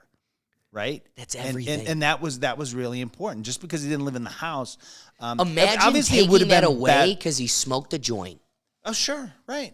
Like, Yeah. that was the game, folks. Yeah. The narrative in the newspaper was marijuana needs to be illegal because it makes black men crave white women. But now, and it wasn't until 1967 when it became legal for interracial marriages. Wow. So we're in a modern welfare state. Is where Democrats have put black people into. Every year I go to what's called the Cleveland Right to Life event. It's held in Independence. It's massive every single year. 2 years ago they had Matt Walsh scheduled to speak. He couldn't. He got snowed in. Independence? In Independence, yeah. Yeah, he got snowed in. But he dropped everything. Do you remember? Oh, it was fantastic. Do you remember Milo Yiannopoulos? Of course. Well, he spoke. So I got in to Independence? Yeah, I got to meet him and everything. It was great. Yeah. Whoa. Yeah. So the Cleveland Right to, they bring in all the big time conservative What is this called? speakers. This is for me. It's called the Cleveland Right to Life event. It's held in end of January, beginning of February every single year. It is fantastic. I'm highlighting that. They bring all kinds of great people in. You just named 2 people I would drop everything to go see. Oh yeah. Are you familiar with who Kristen Hawkins is? She's a big time right to lifer. Okay. What is the right to life for the audience? That's anti-abortion. Okay. Not pro-life, anti-abortion. Yep. There's a big difference. There's a big between difference. those two. And I'm on the anti-abortion side. 6/24/22. That's right. But obviously, I do believe we have to come to a consensus on this. I understand. Well, because I understand. I want to acknowledge, because you said we couldn't talk about it, but I do want to say this is a whole show. I have on balance, and I would love to do it sometime. I have on balance the perfect narrative to this was a Louis C.K. joke. And he goes, he's when it wonderful. comes, he's the greatest political philosopher to ever make a joke. Yeah. That man is brilliant. It's terrific. Well, I mean, I had, what's his name? The old guy. Oh, my God. I could Google it. Why can't I What was he remember in? him? Well, he was a famous comedian. Oh, George Carlin. George Carlin. Yeah. Okay. Well, let's have another Just bourbon, a comedian. friends. If it's just a comedian, it's the George Carlin. It is. Yeah. Seriously, right? I mean, he was the greatest political philosopher to ever make a joke. And I didn't agree with everything he thought. Hell no. But I was like, but damn, did he present it well? Oh, and yeah. he's logically consistent. Without question. Brilliant man. I'm like, this guy's got something like I'd like to have more of that conversation, because maybe he could convince me. I think so. Because most of the time the liberals are so stupid, the leftists are so stupid, they can't convince anybody. Because all they want to do is hit you over the head with a hammer. How do I convince you? by actually defeating your idea in a free marketplace of ideas. They can't do it. They can't do They that. cannot do it. So let's go back to the Louis C.K. point when it comes to abortion. Yeah. It really articulates what's going on. He goes, half of the people think you're just taking a shit. Yeah. You're just taking a poop. Yep. The other half think you're killing a baby. Yeah. Some people just think you're taking a shit. But they think you're killing a baby. If there was a factory killing babies, how could you ever get mad at a person for grabbing a sign and wanting to stop the factory killing babies system? Right. There's something there, which I think that balance makes us recognize there is no answer that is a totality. Your answer's totally right. It needs to be a middle ground, but if we can't have a logical dialogue, there is no middle ground. Yes. But that's the only way we solve this conversation. Right. Well, I'll tell you, for people on my side, it certainly won't be in the middle. We won't be happy with the middle. We'll be happy with. I think we'll be happy We'll with. tolerate. I think we'll be. Well, We will tolerate. yeah, because we're not we want to violent- live we're in a not- society. Yeah, we're not violent people. Right. Because I need to live with you. Yeah. Here's the thing. I'm not making rules for you. I'm making rules for my life and me and whoever I am sexually involved with. Yes. That's Yes. our decision. That's right. And I'm not going to intervene, but I also have morals. Yes. And so I need to live in a society with you. And so let's be real. In the conversation of abortion, you are never going to stop abortion. No, you cannot. The only thing you're going to stop is safe abortions. In lieu of that, I don't want a 16-year-old to ever see a coat hanger again. Right. In which case, I owe it to her to take this conversation serious and compromise. Because it does not end in a safe place when we live in totalities of either. So, moving on back to the systemic slavery. We're doing a show on this. I would love that. It's going to be great. You better wear the same shirt. We're going to have to put up a big wall here because our spit will fly. Anyway, okay, yeah. So here we are in the modern welfare state. Okay, we have minimum wages where the kids they get hired, they can't do basic math skills, they can't make change. They were at a time getting into schools that they really shouldn't even be in, and Yeah. they're failing them because they're not even calibrated to be there, but they check a box. You know, I'll speak to this just because you're an attorney and I think you'll understand it. Walter Williams, the economist that I refer to often, he wrote an article once, an op-ed about the evil of affirmative action. He's black, by the way. Walter E. Williams is as black as you can have get. to say that because otherwise there would be no credence to his point. Yeah, no, But he's completely as black. He's a very dark-skinned black man, very brilliant, and he's a former radical leftist who saw the light of day, and he saw it when he did this study on the minimum wage in Philadelphia and how it impacted. Really? How it impacted kids in Philadelphia because shop owners who were black shop owners in Philadelphia, now according to Joe Biden, they're Indian. And you must have an Indian accent to go in. Thank you. Those. Come again. Thank you. That'd be $100. Did you just have the Coke? You know what speaks You to had a Coke and a Snickers? $124. Just to I'm just digress doing for a Joe Biden second. here. That's all I'm doing. Just Joe Biden. Just to speak to again, I'll never relate to a Gen Z kid that's had to live in this echo chamber of hate and cancellation. I'm raising them. Well, I lived in a world where my favorite show was Mind of Mencia. And Carlos Mencia made fun of Mexicans, blacks, white people, everything he could make fun of. So everybody felt included, but everybody also got to laugh. It was the most beautiful period in time because Jimmy Kimmel, who gets to be a self-righteous position of morality, he also came from the frickin' Man Show, which was from the Oh, my same God. period of time. I used to watch that stinking show because I love the girls on trampolines. Hello. It is girls in skirts With giant pitchers of beer. on trampolines. That's why I watch that show. And now this guy tries to tell me about morality. Right. His showmate, Adam Carolla, is real about it at least. And he's like, yeah. Adam Carolla's the man. We were shitheads. Right. Well, not even that. He's like, we were human beings. Yeah, we were doing what people wanted to see, what the men who watched the Man Show. But secretly, I think, because my wife would kind of like shake her head while I watched it. Because I watched it. Ziggy Zaga, Ziggy Zaggy, Ziggy Zaga, oi, right? I watched that whole thing.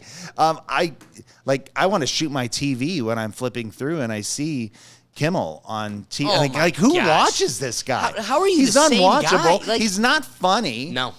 There's nothing. He's not intuitive. There's nothing new that he can say. He just repeats the same old stuff that we hear from every other. I think he watches The View, and that's where he gets his. That's where he gets his Right. topics. Right. This guy's terrible. Well, so At least Ellen had good musical artists. exactly. So I'm of the impression that I was damned because Ellen turned out to be a big fat meanie, though, didn't wow, big fat meanie. What a way to put what it. a meanie she was. I mean, mean is one way to put it. Once we find out what she's doing to children, Yeah, and her people. that's going to be a really nice way to put it. People hated her. Wow. But what Her I want to wife acknowledge was hot though. was Portia still is. Portia's Yeah, she's still a very hot. That's And boy, does she not play it like a lesbian. telling you, she could be converted. I think she could. So, in regards to the period I came from, you were allowed to laugh at the things that made us different, that made us, like, there was an acknowledgement that we were different, and acknowledging it allowed us to have fun and laugh at what made us different. Whereas today, that's a damnable offense. I'd be lying if I didn't admit I kind of lost where I was going with that thought. Regardless, what I want to acknowledge since we're here is that you have people that came from a time period that could laugh at our differences. And now, if you acknowledge that we're different, you're damnable. Yeah. But then also, claiming that you're different is a victim card you can play to give you social credit. Yeah, I think one of the best ways to judge a generation on where they stood is the comedians of their time. Cool. Okay? Because the comedians, I think they tell the truth. They tell the truth Yes. as they see it, but they still tell the truth. Up until now, they may not tell the truth as they see it. A few do. Louis C.K. still does. Can I tell you something awesome? Yeah. So there is a comedian, Michelle Wolf, who Is she hot? praised. Like she a hot chick? No. She's I guess, give me a couple more Buffalo Traces, yeah. Okay. Like, she's not hot. She's passable. Okay. Fair enough. She's renowned for roasting Trump on numerous occasions, Yeah. but also at Well, the that's all they do at the now. dinner or whatever, that presidential dinner. She roasted Trump and she put him in his place and whatever. She's this ultra liberal comedian. No one can put Trump in his. Trump puts Trump will himself. exactly. He puts That's how himself he in beats his him. place. That's what he does. He laughs at I'm the Yeah. orange man. Like, he makes Yeah. jokes of that. You make fun of him and then he doubles down on the joke and leans into it. That's how he wins. That's because he doesn't care. Well, because he he's was also the already freaking president. Exactly. He already won. Yeah. So Michelle Wolf comes out. I'm at a Dave Chappelle comedy show at the Hall of Fame Stadium in Canton. And Michelle Wolf comes out, and she's a low-key, she's a big comedian name to be in one of his openers. Sure.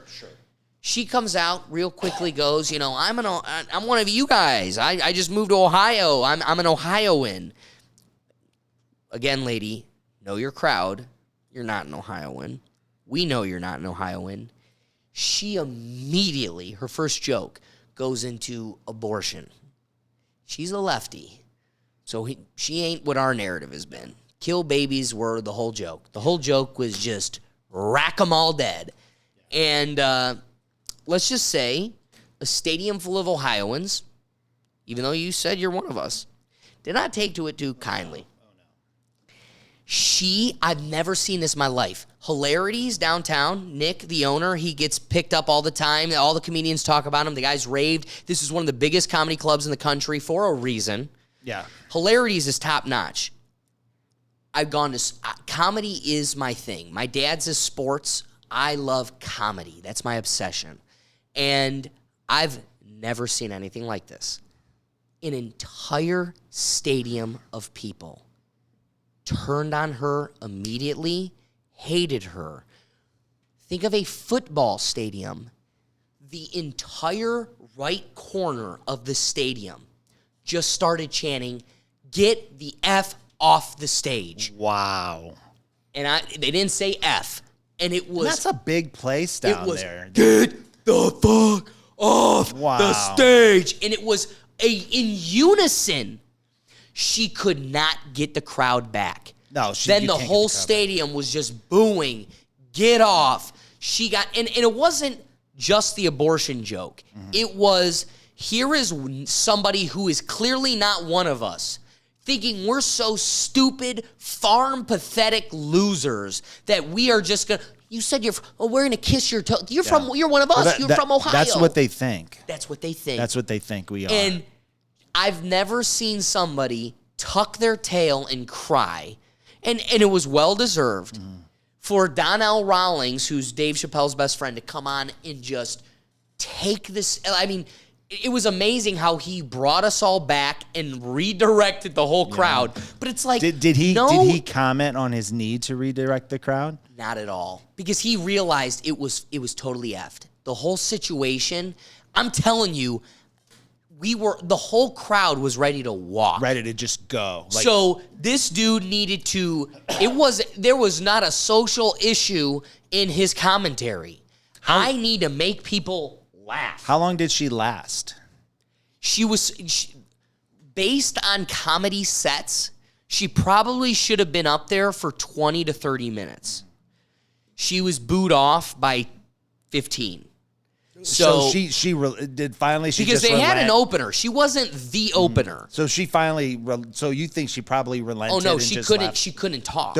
There was a point in time where that crowd, that corner, had the whole. It was. Here is a whole section. The cheap seats in unison. The cheap and then seats, which is America the rest seats. of us were like, wait, we're not alone. Yeah. It's kind of the mob mentality. It's like, oh, wait, we all, like, first we see weakness. We smell sharks. We smell blood in the water.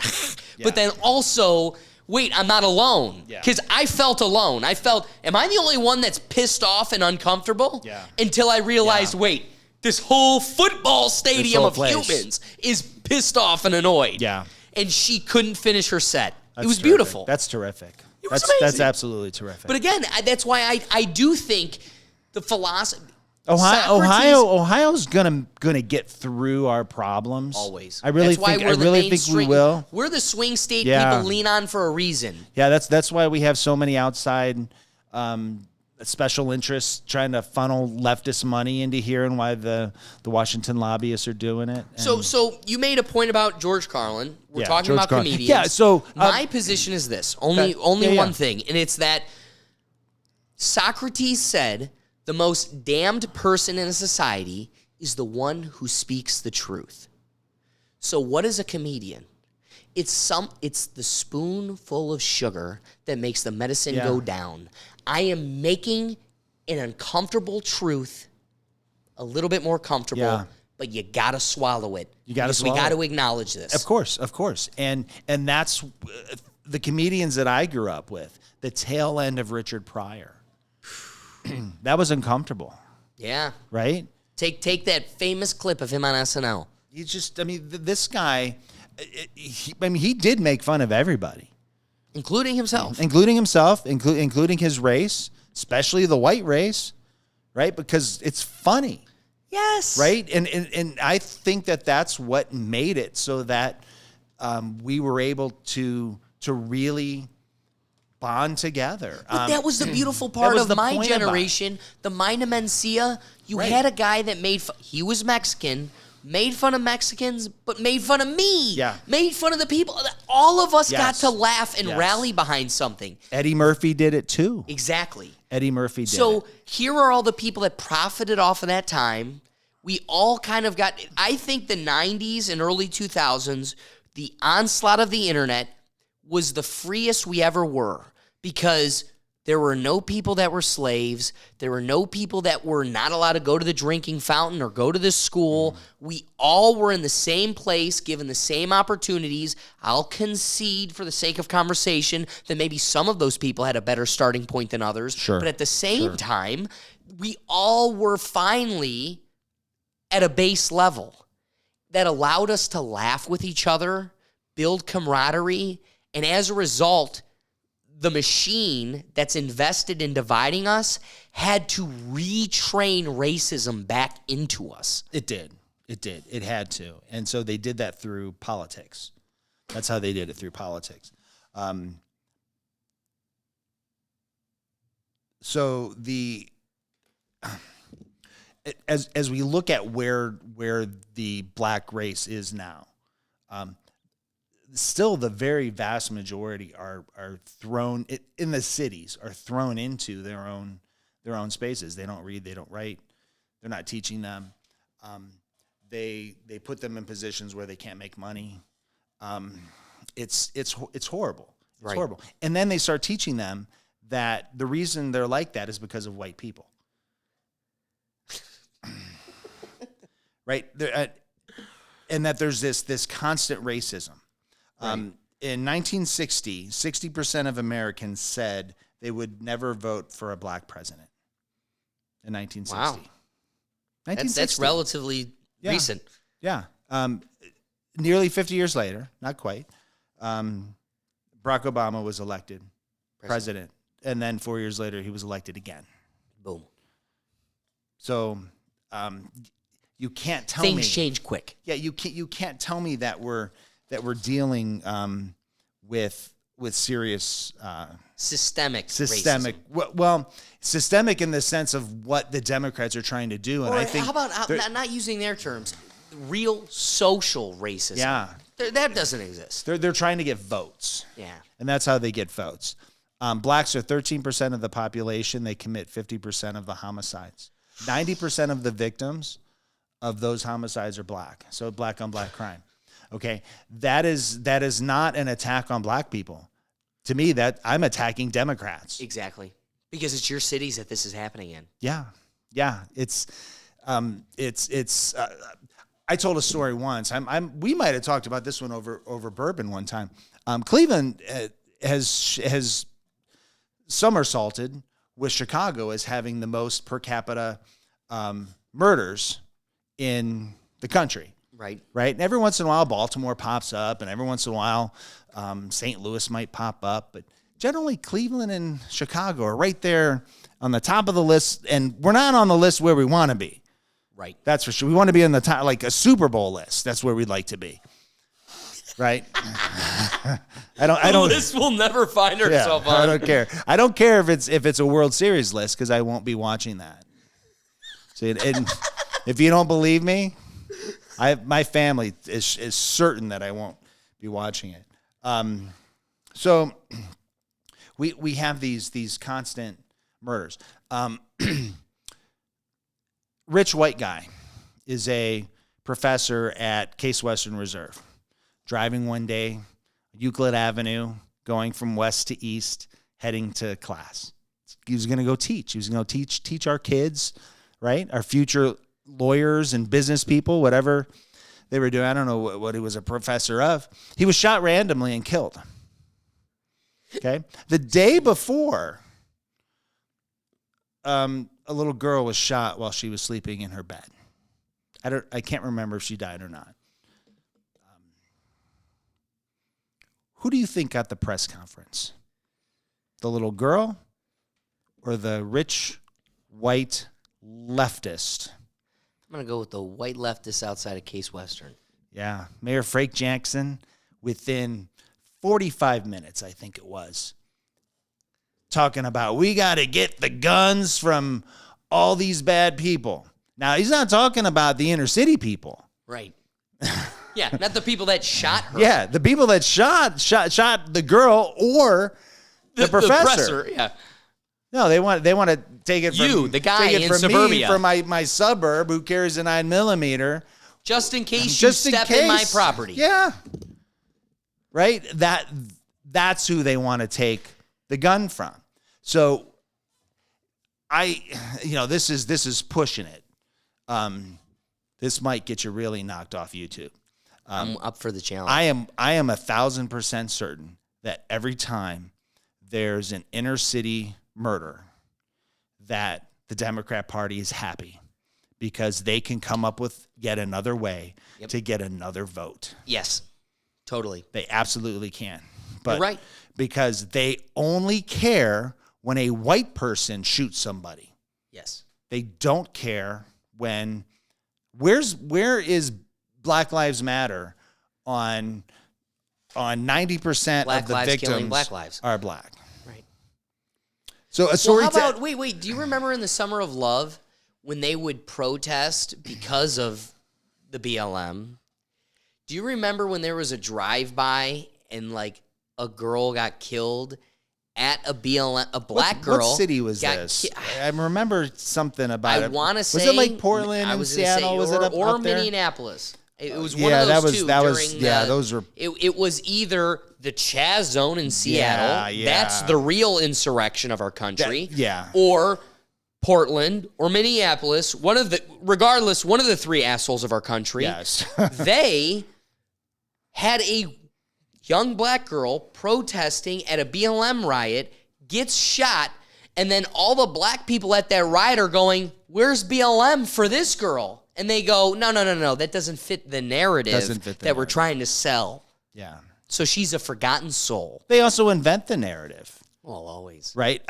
Hands up, don't shoot never happened. I remember watching this. But we will kiss the ground LeBron walks on when he comes back to Cleveland. Yeah, it's crazy. But I remember, LeBron. I remember watching the press conference of, is it Mike Brown? Yes. Mike Brown? Michael Yep, Brown? Michael Brown. Michael Brown's cousin saying, Yeah. I can see my cousin saying, hands up, don't shoot. Never happened. Right. Not even in the video at all. It never happened. He was going after the cop, right? Let me tell you this. If Barack Obama and who are some of the other, the big time, Al Sharpton, Yeah. Jesse Jackson, if those guys would turn to their community, well, Barack Obama is only half black. If he turned to his half of his community and say, If half of him turned to his community. yeah, that's what I meant. If they actually said, hey, listen, when you get pulled over by a police officer, get your hands at 10 and 2, say yes, sir, say no, sir. If the cop does something bad, they're filming it.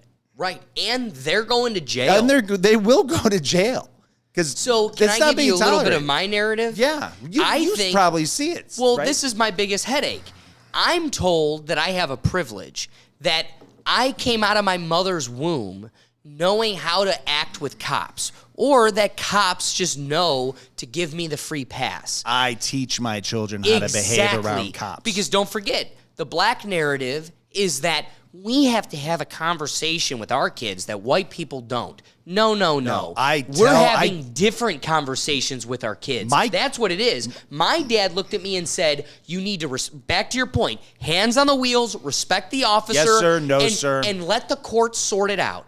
Maybe that's the privilege of being able to afford an attorney, but that's always been the case. We'll work it out after. You need to survive the night. That's right. Their narrative is you are going to die. Yeah, you better run. So you better fight for your life. Yeah. And then that results in death. It does, yeah. If you got to take his gun, take his gun. Well, sorry, that's not how it works. I remember vividly getting pulled over with my 9-year-old son, might have been 10, right around there. And we're coming out of Bedford or Maple Heights onto a bridge going west, I think. Doesn't matter, but I got pulled over because I was going too fast on the bridge. Because for some reason, bridges are 25 miles an hour.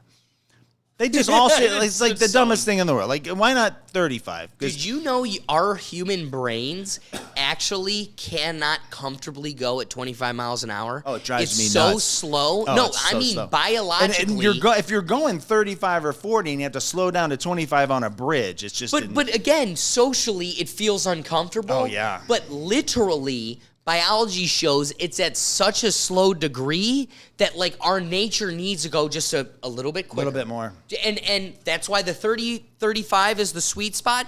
But they say 25 is actually too slow for how fast-paced our biology is currently, our society, to where it's actually ridiculous for legislation to make speed laws 25. Let's go back to our locality governing. Back to your point. Yeah. I should be able to just vote on that. The fact that I can't just change, I want this, we all agree, me, you, and the Bourbonites at Creekside agree that this road should be 35 and not 25. Yeah. What hoops and hurdles do we need to do to actually make that change? And then that change actually never happens because of it. You can't because city municipality laws, like so around government buildings, after bridges, and then certainly around schools. No one says that the school I'm never going to fight. I think everybody's pretty comfortable with that. Yeah. Right. And everybody freaks out when someone's going 30 in a 20 around a school. Yes. Everybody does, especially after you have kids. So anyway, we get off the bridge, and officer pulls me over. So I follow the rules that I always would teach my kids. Hands at 10 and 2. I carry guns when I am out. So if I'm driving, I generally have a gun on me, at least one. So before the cop comes up to my door, I turn the vehicle off. I set the keys on the dash. This is what I do because I have a gun, and I want to make him the most comfortable person in the world around me with a gun. I feel like I have that obligation. Totally. Windows completely rolled down. Not just a crack. Oh, no, it's rolled down. It's rolled down. I have my driver's license. I have my insurance card. And I have my concealed carry permit at the ready. And I hand it to him. And, he says hello, and I hand it to him. And I say, this was back in the time when you had to say this. Officer, I'm required by law to let you know that I'm a concealed carry permit holder, and I am carrying a firearm today. You don't have to say that anymore. No, you don't. You do not. Welcome you don't Ohio. even have to hand them your permit anymore. Nope. Sometimes I still do. Right, simply because I'm not looking to die, and I want to show that I respect you. Well, and then there's a third thing. Money. Yeah. I have never, ever gotten a ticket from a police officer when I probably should have for speeding. When I said, officer, I just want to let you know that I'm a concealed carry permit holder. I do have my loaded firearm on me, and I just wanted to let you know for our safety. Good for you. And then they chat, and they go, well, what kind of gun do you carry? And then so I had my kid with me. You privileged prick. Oh, I'm telling you, so I had my kid with me. So after I said those words, I said, you always have to tell them whether or not you have your firearm with you. It's almost like there's a value to having a father figure. Yeah, my son nodded. And so then we would chat, and he went back, and he checked my background because, he's got to make sure there's no outstanding warrants or anything, and all my warrants are no longer outstanding. So we're good there. And he comes back and he goes, okay, so next time you got to remember bridges, you really need to be 25 on the bridges. So slow it down. He turned to my kid. He said, just let your dad know I'm letting him off because of how he treated the situation and how he's raising you. Wow. Coolest thing in the world. Wow. So that was a lesson for me. So every time I get pulled over, I I'm happily handing them my permit. I let them know whether or not I have it. And I got out of a couple. I got out of one where I had a Now, let me just tag that was ask. expired for like 5 months. Yeah. And officer, I just wanted to let you know So the social narrative would be same scenario, but instead you throw it in park, sprint out of the car, and run for your life.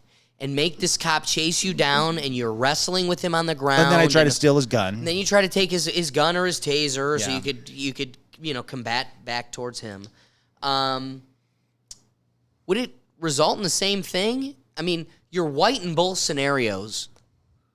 No, actually, the data does show that cops are more likely to shoot unarmed white people than they are to shoot unarmed black people. That is the statistic. You're trying to get me there. I got him. See that? The stat is that is the case. And now it could be because the cop doesn't want to have to deal with Right. being called a racist and canceled and all that stuff. You remember the scene in Columbus when the teenager was getting ready to stab the other teenager and the cop shot her? Yeah. Do you remember that? And like LeBron James gets on and goes, "Well, why do you have to shoot her?"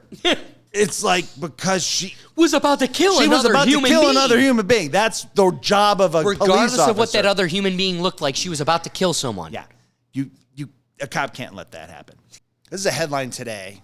So this came from the Blaze, Glenn Beck's show.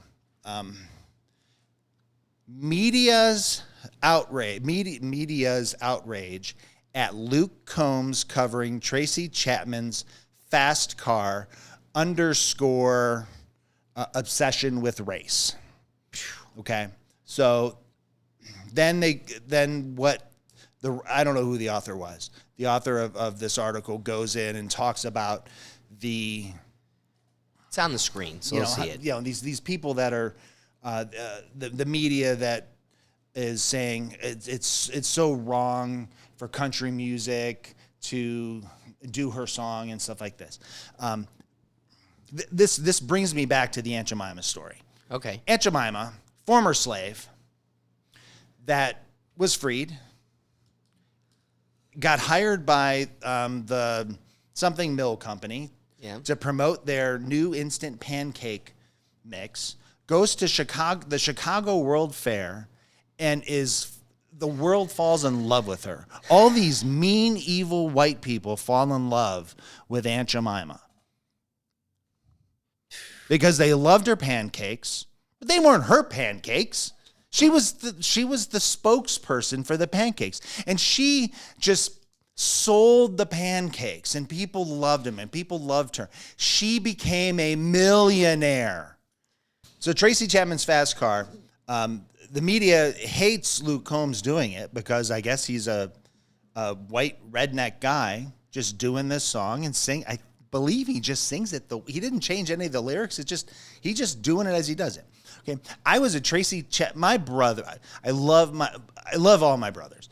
My oldest brother came home one day. He went to the music store often, and he came home one day with a cassette of Tracy Chapman. I'm like, who's this Tracy Chapman? He's like, oh, you got to listen to her, because I was just learning how to play guitar.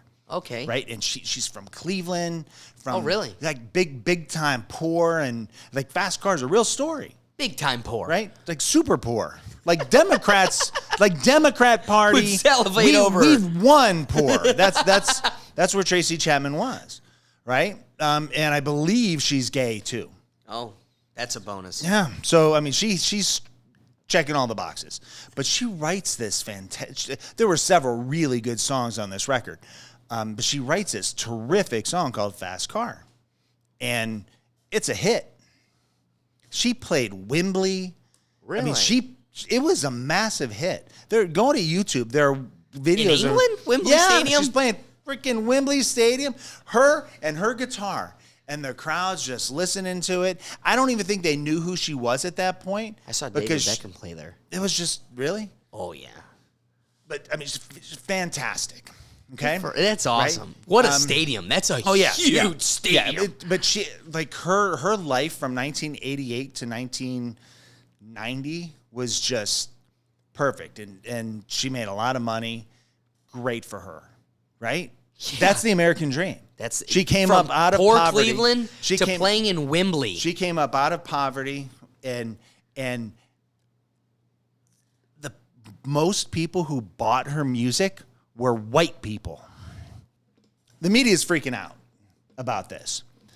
But they're failing to realize, just like with Aunt Jemima, who made all kinds of money, Tracy Chapman is making all kinds of money. Because her song that she wrote all by herself, that is being covered by Luke Combs, she gets paid every time that song gets played. Really? And it's number one. And she is number one on the country charts. A song that she wrote, sung by Luke Combs. Wow. I'm also hearing her version on the radio a lot more. Oh, good. Every time her song gets played on the radio, she gets money. Every time her song gets played on Apple Music or any of the other, she gets money. Right. So this is a good thing for Tracy Chapman. Right. So we should be very excited for her and her music, because she's just absolutely fantastic. Right. So that at least we're out of the sadness of what the Democrats have done. Now, she's probably a Democrat voter. Sure. But if I were her, I'd be a Republican voter. So is the narrative in regards to this example that she came from a world that race was everything and broke through that and was able to pierce the veil and rise above, and yet today we're more divided than ever before, and yet she's just as relevant. I'm gonna challenge you on the more divided. Okay. I'm going to say that the media tells us that we're more divided. I like that. I do not like where you're believe going. that we are more divided. I agree. Good point. Because everyone says Donald Trump's a racist, but they can't point to one thing. So I asked the question, well, name me one thing that makes Donald Trump a racist. Sure. Well, it's just everything. It's his entire political stance. I'm like, oh, okay, fair enough. Can you just name me one specific thing that I can talk to you about? Right. And then they cower and they go away. Well, I can't believe you don't understand. Yeah, I can't believe you don't know every time he's been racist. Well, just name one if it's every time. If it's every time, then just name me one so I can at least understand where you're coming from. So I don't think we're as divided as people say we are. The perspective is that we are. So let me ask you this: what is the nexus to the racism is systemic but perpetuated by the Democrats? What is the nexus to that point to the example of this woman from Cleveland that broke the veil and is playing at Wembley? What was the, I guess, point to be made of her story? Well, the point to be made of her story is that we are told that there's this horrible racism. Yeah, that oppresses you and will never let you break out of your troubled place. And when you read that particular story, because I'll reread the headline again. It was media's possessive. Yeah, outrage at Luke Combs covering Tracy Chapman's fast car underscores their obsession with race. Okay. So they have to, and the media is mad at it. I see our leftist white friends saying, "I can't believe Luke Combs covered this song. It would be like him covering Swing Low, Sweet Chariot," or right. Was that was done by a black guy, right? Okay, yeah, okay, good. Swing Low, Sweet Chariot, right? So it'd be just like that. Well, it's just like that Disney video of what's the black guy singing to the birds that Zippity Doodah. Zippity Doodah's racist the song now. of the South. Yeah. So it's this points out the media's outrage because and it just shows different headlights from different stories about it. But they're failing to realize what this did for Tracy Chapman, a black person who now has a #1 song and is making all this money back from this song again. She's probably going to go on tour again. Yeah. And she's going to be able to go make more money, and there's going to be a whole bunch of white people that go see her because black people generally don't like the acoustic guitar. Yeah. Oh, yeah. But you're right. I mean, seriously. Yeah. Okay, so who else? Who else, though?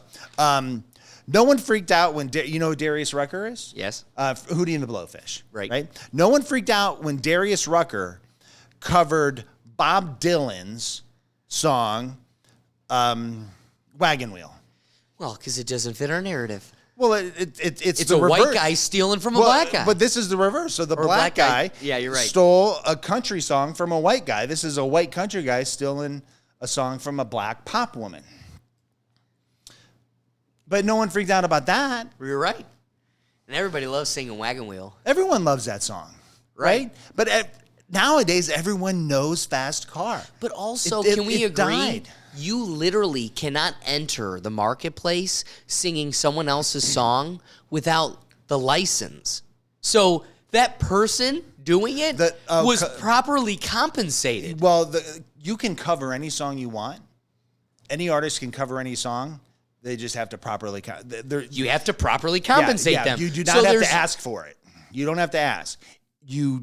They generally do ask. Well, because you don't want to let a courtroom sort out what the market price of that is. Yeah. So let us negotiate what you'll allow me. Yeah, and to pay. generally the unions will, because the artists pay into a music union, so they know when their song gets played, they get X. Right. And the producer gets X, and it goes on down the line. The But artist usually gets minus the last bit of X. So let me ask you this: when you grab your guitar, you're playing at a venue, and you're doing Rocket Man. Rocket Man, yes. You just do that? I just do that. Yeah. Isn't there something to being a cover band? You have to pay back to. Yeah. So there are two different ways. I mean, again, your Yes. position is come find me. Yeah. When is Well, that Elton is my John going to be at that is my $2 when I'm position. playing? Exactly. But also, in the most legal sense, there would be some sort of realm where, you got to look for license. Unfortunately, that's the case. So I could either join the union, and then I would show the venue of which I'm playing. Here's my union card. Okay. Or the venue would have to pay a fee, Right. to have a yearly a Pink Floyd cover band, but a or yearly something. fee to have artists play songs. Oh, really? Or they just do what most people do, and they And just come find me. ignore it, and they're like, "Well, I Yeah. mean, what are you gonna do?" Yeah.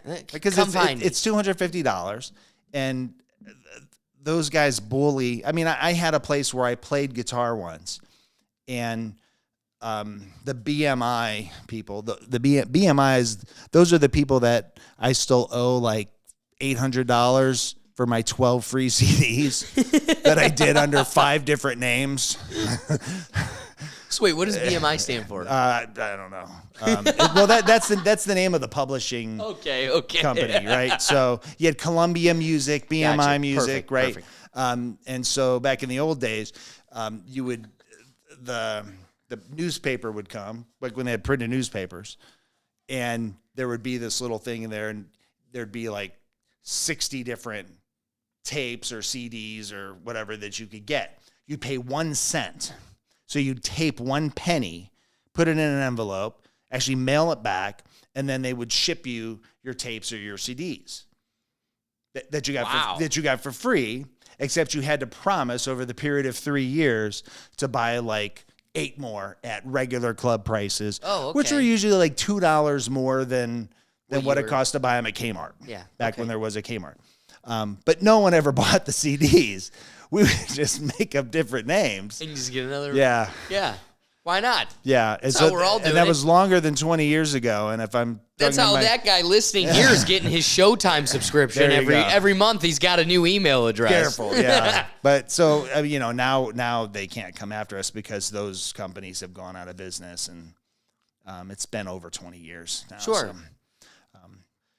So what they do now is they have people that scour the internet for my band is playing here, and then they search and see, does this bar have a license? Right. And then they just bully the bar. Wow. They bully the bar. So again, now the bar who was just trying to sell bourbon and burgers is like, now we're in the business of having to negotiate music licenses. Yeah. I just wanted somebody to play the guitar on the patio. Yeah, right. And then they ask the question, how many TVs do you have?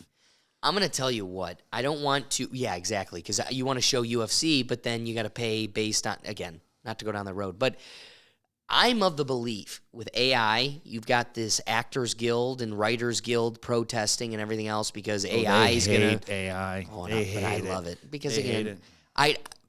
you can make Kanye West sing an Adele song, and it sounds like he literally did it, and it's perfect. I don't understand it, but I'm of the belief that we're going to enter an era where intellectual property is not going to be so clean cut and easy to own. And that's kind of my position on like this show, the copyright. Like, listen, one, with a legal background, I know where I'm at, and I'm willing to fight you on the free market. Like, this is what's the tagline I'm trying to think of? Free use, something. I'm blanking out. Too much bourbon. well, there's no such thing as too much bourbon. But the free use exception. So it'd be that this is a political commentary, or I'm Sure. adding. What I believe is there's going to be so much content and an overflow of like who owns. I'm the person, just like the kid that made this image. Yeah. This never existed before he put it in an algorithm. Yeah. I'm the one that compelled an AI to make an Adele song sung by Kanye. Who wins? I made it. The program created it. It's you who wrote the song, and it's your voice. What party in here is owed what? At some point, the legal system's going to throw their hands up and go, it's the Wild West. You're saying if somehow that became a hit, what would happen? Yeah, what would happen? What would happen? If I made that, I did it, and then I post it on YouTube and it becomes the biggest thing. Who gets to sue who? It's Kanye's voice. It's Adele's song. It's Elon Musk's AI that he created, and I'm the one that gave it the prompt that made the gold. So there's going to be so much of that, and it's going to get so murky that I don't think we're going to be in a place where we can actually fight intellectual property. And I hope that, like, listen, have your real property. Nobody can. I don't want to live in a communist state where people can you owe part of your land or you owe part of your money. Buy dirt, children. Buy dirt. Real estate's where it's at. That's right. But I also think when it comes to intellectual property, I only see it going in a communist realm where you don't get to own Mickey forever. Now, I'm going to have Mickey Mouse singing a Kanye song. Come get me. Like, there's going to be too much. And that's true. Disney didn't create it, but they created Mickey. Right. They still own the intellectual property to Mickey, right? Exactly. Or do exactly. they? I mean, how long well, does that that's gonna get murky here soon. Like they have done a good job, and they have got a legal team that's impenetrable that continues to extend it. But at some point, that's gonna hit soon. It's gonna hit the end of its line, and at which point they'll just pivot to a new character that they hold all intellectual property to. God, I'm scared to see what that character is.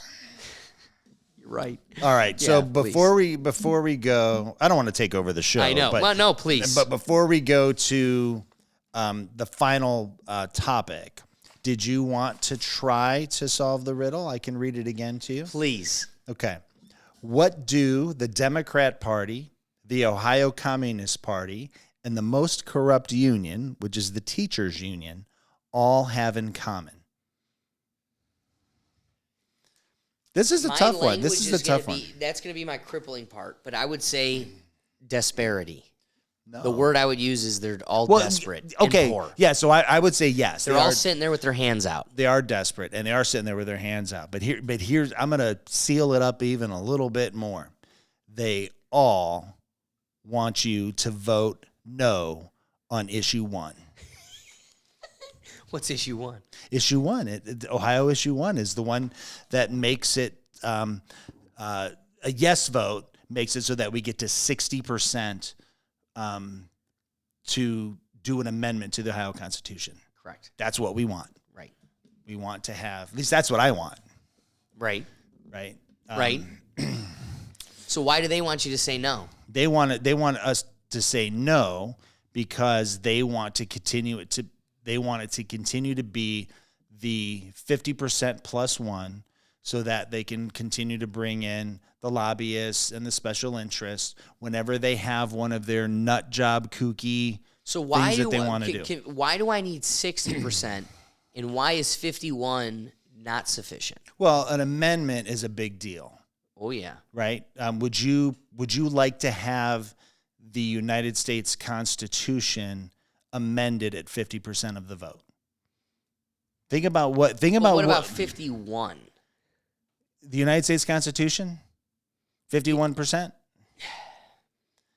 Think about what the framers wanted. But here's the way I look at it. When the Constitution was crafted, yes, as you noted that it was probably politically necessary, regardless if it was necessary or not. Slavery was not abolished, right?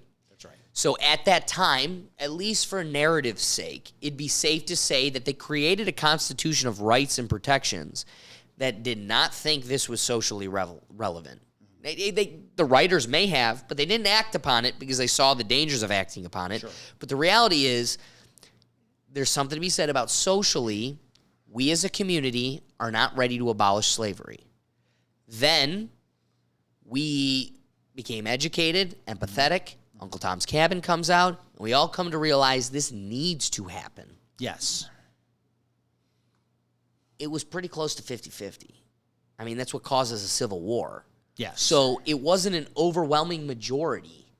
And so I would be of the belief that if you can get, to me, my position would be utilitarianism.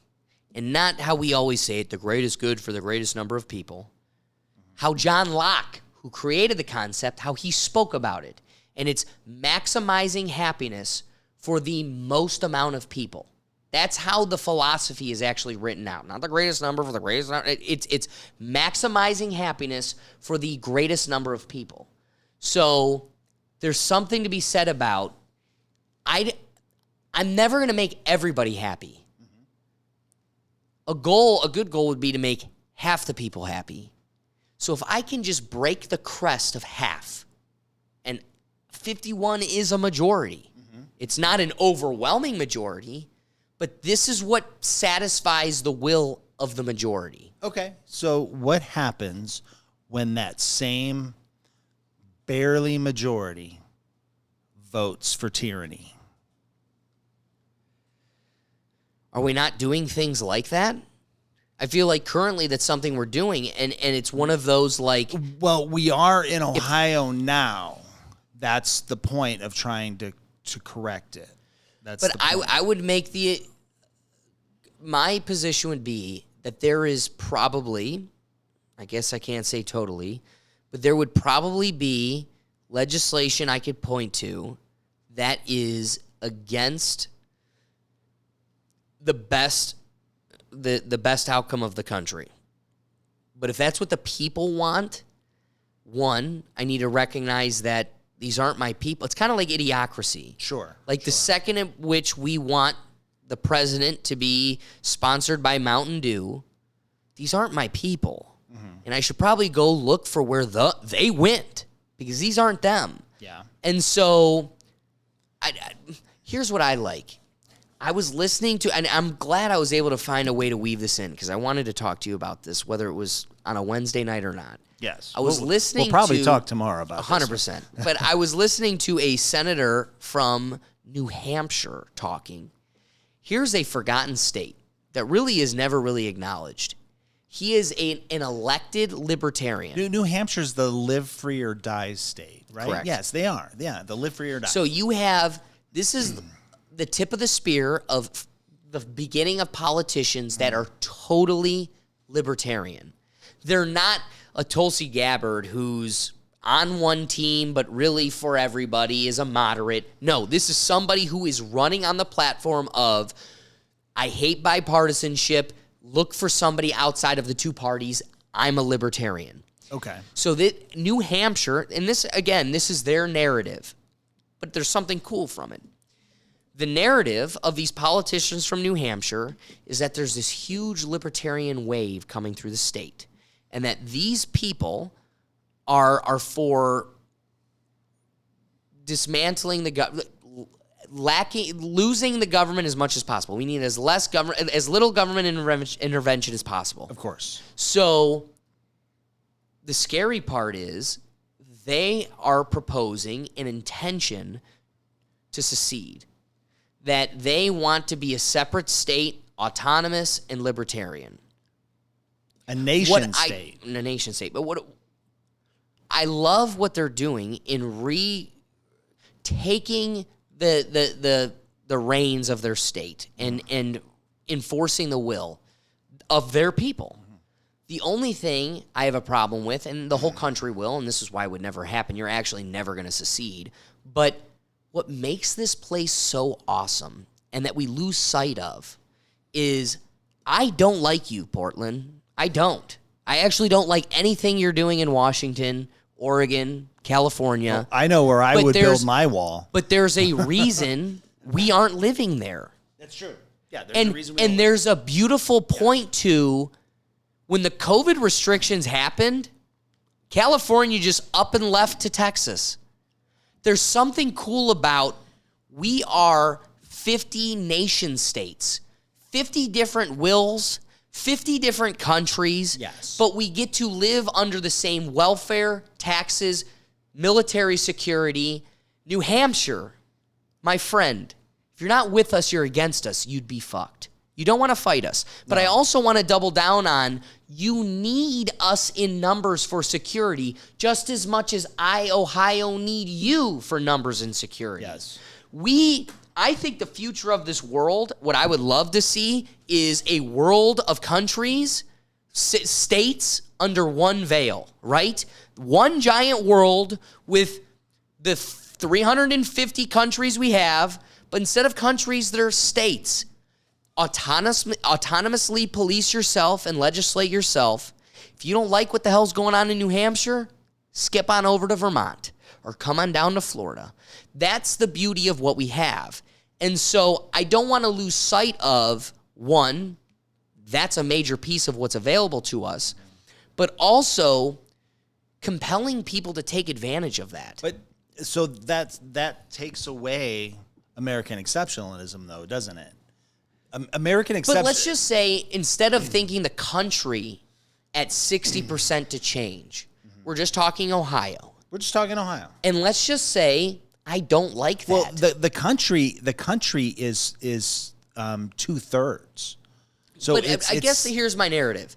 If in Ohio it's still 51 takes the cake. If I don't, and the cake that's being taken is fascism, which was your example. Mm-hmm. If I don't like that 51% of us is taking the arson, right? Like they're just taking the poison. Yeah. The hemlock. Yeah, right. Exactly. If I'm sitting here going, what are we doing? The Kool-Aid. Yeah, we're literally drinking poison. I have the ability to find another state that isn't drinking poison. It's true. It's true. The point of this issue is to one, align ourselves closer to where our national constitution is, right? That's the first thing. 60% is, I think, a fair threshold for a people-generated vote. I do think it is that. Because if it's such a good idea, certainly 60% could pass it. But let's just say it stays there. And now we'll get a little silly. What if God changed the makeup of genders, which, by the way, there are two genders. There's just men and women, boys and girls. Earth-shattering. Yeah. And there were 51% men instead of 51% women. Sure. So let's suppose that switched. It became 51% men. Right. Okay? Let's suppose that happened. Men decided, chicks are into body counts. That's what these ladies like nowadays. So let's make rape legal. And they're able to get every single man. But see, I think it's silly. But again. But mathematically, it would be possible. But again, yes, theoretically. But then there's a reality to we can't get all of Cleveland on the same page when it comes to our logo, let alone you're going to say all men can. I mean, you have beta cucks that have become feminists just so they can have a date with a woman. So I don't think theoretically, you're right. But let's just say, aside from just all the men ganging up together to be mean, because I don't think that's realistic, let's just say men and women, 51% of them disband statutory rape. That we live in a world of minor attracted persons, and they believe that children have the cognitive and biological ability to consent. Well, that is a legitimate vote that could come if we don't. That's my point. So let's just say a collective of delusional men and women, 51%, eradicate that. This isn't my home. These aren't my people. There's also 49% of us that recognize that this is wrong, and they're not my people. See, that goes against the founding nature of our country. And really, I mean, let's remember, we are not a democracy. The founders never called us a democracy. They always called us a republic. Representative republic. Yeah, right. I mean, that's what it is. Democracy is 5 wolves and 4 sheep voting on what's for dinner. Sure. We know who's gonna win that vote. That's democracy. Okay, we don't want a democracy. And American exceptionalism, the premise of it is that it's designed to protect the largest minority in our nation. Sure. Which is the individual. The individual person is the largest minority. And each individual person is part of that largest minority. I resonate with that sentiment. It has to be. It has to be hard, difficult to pass an amendment. It has to be. I mean, why do you think it's? I mean, think about the way that these bozos I don't know how they get a bill to the president's desk.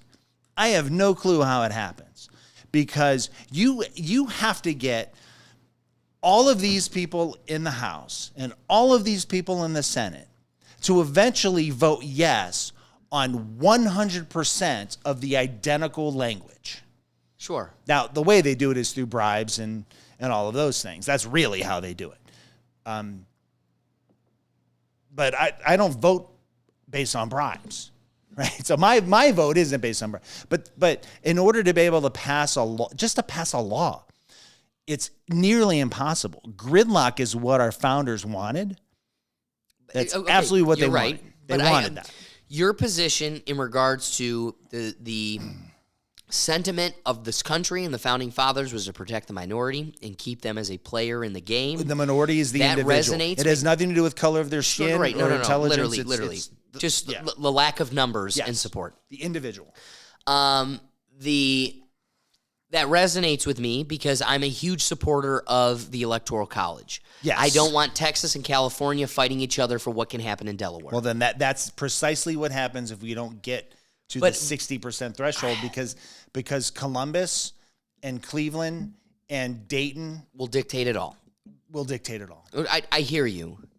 At the same time, though, again, if these blue people from California and Oregon and whatever are just, for whatever reason, exodus, flying to Columbus and Cincinnati and Cleveland, then maybe that's the bet I got to lie in. Again, your position resonates with me because I'm a huge supporter of the Electoral College. Yes. The thing, though, on the other hand, is, and maybe this is youthful ignorance, but I have the imagination that in 50 states, 50 options, 50 possibilities, 50 worlds where that debate is happening, stalemate or not, I have to imagine you have the ability to find your niche, your people. And that goes back to my evil racist comments earlier in our dialogue, which was the point of the Civil War was states' rights.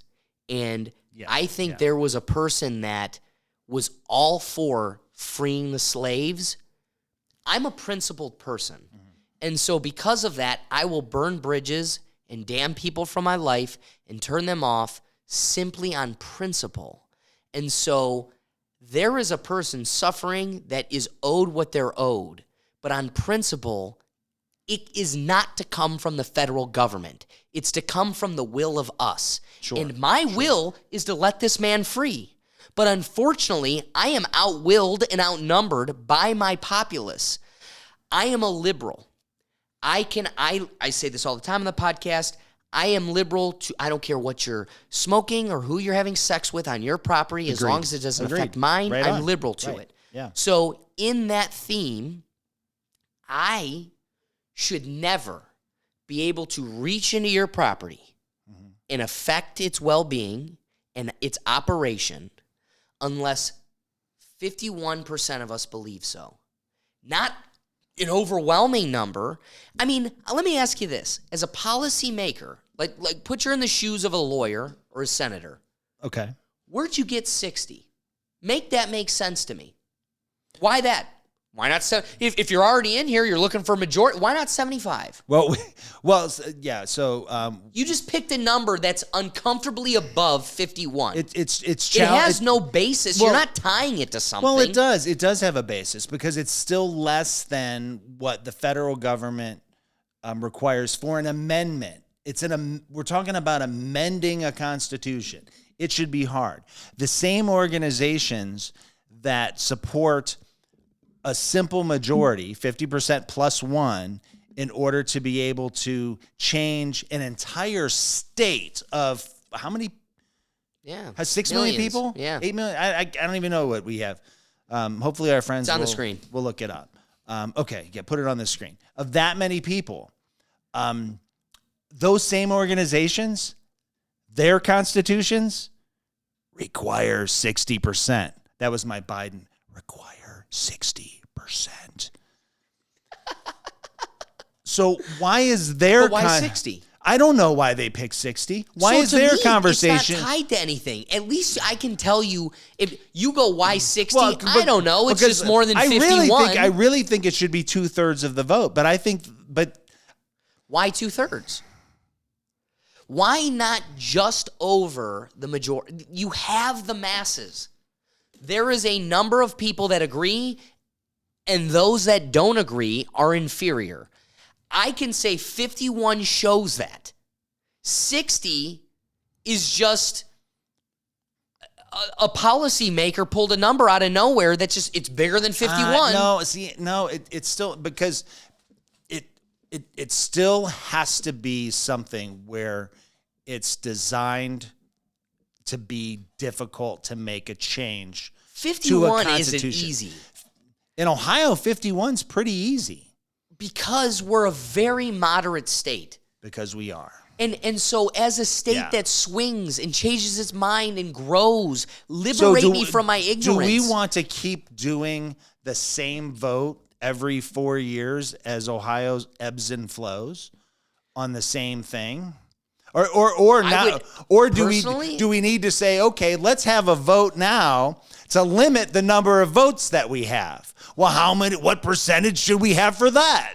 Exactly. So I think that conversation leads to So this we has gotten just so ostracized that we need to just go to a simple majority. a simple majority is the last step to a tyranny.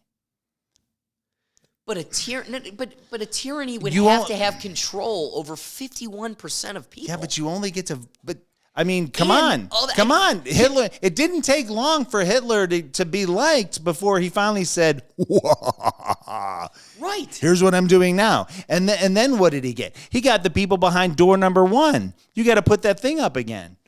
But also, Or let's door agree, number 2. They were afraid to say what they really wanted to say. So when you have a world of people that, one, stand against it, but their narrative and opinion is moot, they're afraid to stand up against it, or they're too ignorant to know to stand up, that's where the numbers are. So we have we have a new thing we need to work on. We need to convert our friend Alex here over to the 60%. Here's the deal. Is this position only for amendments? And then how do you convince me that road doesn't lead to 60% for any change? No, this is Ohio. This is right, Ohio. Yeah. So any Ohio's change to constitutional Ohio. amendments Right. need 60%. Yes. How do I know that doesn't lead down a road to where now just my right to make weed legal in Ohio needs 60%? Well, it's Because if you can logically base that in that election, why can't it be for it should be everything. That's fair. And it's a number that was just made up by a politician. And I think that's just like 6 feet apart was. Yes. Right. I think we're going to be able to figure out what can be done through legislation, right? You make a very good, strong point in that if you had 48%, their position, whatever the topic is, and this is a people's movement here. I'm gonna go back on my position a little bit here because we could also just vote for representatives that would pass the laws that we want. True. Right. True. And that's what Republicans have done in Ohio. We voted for representatives that are passing the laws that we want to have passed. The leftists voted they voted and they lost. Right. And so now they're trying to skirt around the system to say, well, then we want democracy. Well, sorry, darling, because most of them are darlings. This is not a freaking democracy. Right. This is a federal republic. And you know what? It should be hard to change a constitution. There's nothing wrong with making it easy to change a law. Right. It should be hard to change a constitution. And I want to, again, as a free thinker, the position that I think lends itself to what you're describing and kind of is a hurdle I would have to confront. In a world where I want to live on just that 51%, I just want the simple majority. You were able to get the will of the people. The will of the people says X. Let's just say we're talking about issue 1, whatever you want to call it. We're now voting on issue 1. 45% of the people are educated and coming out with the right outcome. 45% of the people are ignorant and coming out with the wrong outcome. Mm-hmm. Then there's about 10% of people who are moderately educated, but also easily manipulated or are pandering to people or are simply ignorant enough to where they can't come to a conclusion. Sure. Now, major issues, constitutional issues, are weighing on 1%, but in this narrative, 10% of dummies. Mm-hmm. I'm going to say that middle ground, stand for something or stand for nothing. Whether it's 50% plus one, that same bell curve still exists. Well, so what I'm trying to point at is, I guess the refutation of my position would be if you hung on that 1% that makes or breaks the 50, you are putting all the chips on a person who, like you said, are all these issues going to waver every year? Like, how often are we going to... So now the deciding factor is left on a person who is undecided. They're undecided. They're not fully entrenched in the topic, and yet they're the swing vote in this conversation, which is dangerous. I think that the way that Ohio government is set up, each and every person votes on their representatives, and we create the Ohio General Assembly, and they have their thing, right? All of us have voted, and the General Assembly, it is what it is. That is really the blueprint of what Ohio stands for. Now, I get where the people that are claiming, well, the gerrymandering is right. That's the worst thing. Gerrymandering is the worst thing to happen to us. And really, all you have to do is look at a map and just kind of go, well, this is silly because the map goes like this. Yes, well, it literally follows one road. You'll have a giant box, and then it follows one road to collect this selection of neighborhoods.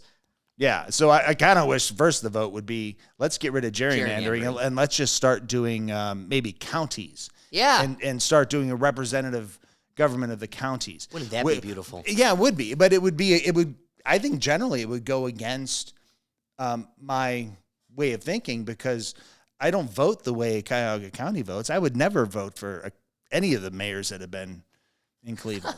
So you're fair. You know what I mean? But it's true. Like you're right. You they could set it up so that it could be representative of the counties and numbers and do it the way that our electoral college works in the sense of representatives and so forth based on population of county. I think you could do it. I agree. And I think you could get both sides to actually agree to it. But that's not the case. So here we are, and we have our General Assembly. They're there to make the laws. If they don't make the laws that the people want them to make, then we the people, have the ability to say, well, we want to make a law. Right. Right? So in order to, when the people do it, it's an amendment to a constitution. It's got to be difficult. I agree. It's got to be hard. It's got to be hard. I'm sorry because I mean, there were times in this nation's history, maybe not in Ohio's history, but there were times in this nation's history where states voted for slavery, where states said, yes, we don't want the black people drinking from the water fountains. Right. So I don't ever want to get to that point because we are sliding to that point where it's going to be where the majority of people want to cut off your kid's wiener. Yeah. I mean, we're going to get to that. We're going to get to that point. What happens if the abortion conversation goes not from, we don't think that babies should be killed after their head comes out of the vagina, but what if that baby comes out breech and it has a penis and we wanted a girl? Kill that baby. Kill that baby. Well, we just need 50+1 to pass that. Would they do it? I don't know if they would do it or not. I agree with your perspective in that it shouldn't be easy to make major impacts like that. But I also think the crux of your position really assumes that 50%, 51% is easy. I would want to make the argument that that isn't overwhelmingly easy. At the same time, though, we live in a bipartisan manufactured world, and it's literally 50-50. So it's a balance. My position is 50-50. like it is. I want to pretend that it isn't easy to get a 51%, but that's kind of how our country is crafted. Well, we do it all the time. You're right. We get 51% 50% plus 1 all the time. Every time there's an election, we get that. Right. Unless there's 3 people in the election. But every time there's a bill that comes up,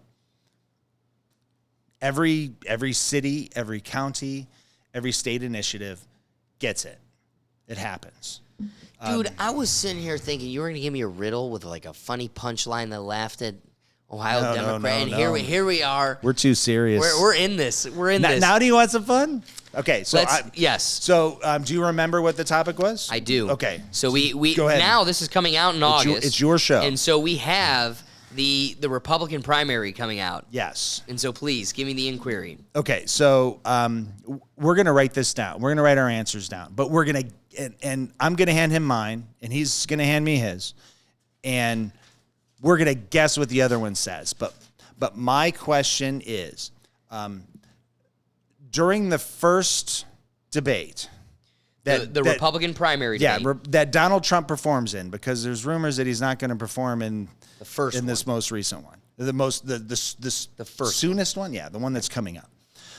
What will be the first question asked of Donald Trump? I am certain I know what it is. And then we're going to guess what the other one said.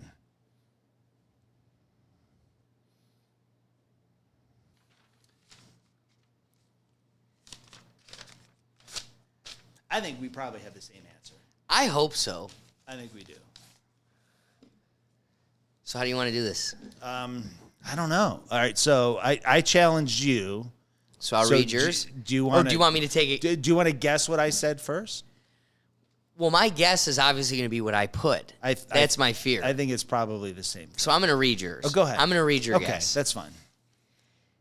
If you are nominated as the Republican president or candidate, Republican candidate. will you accept the outcome of the presidential election? Go ahead and read what I put.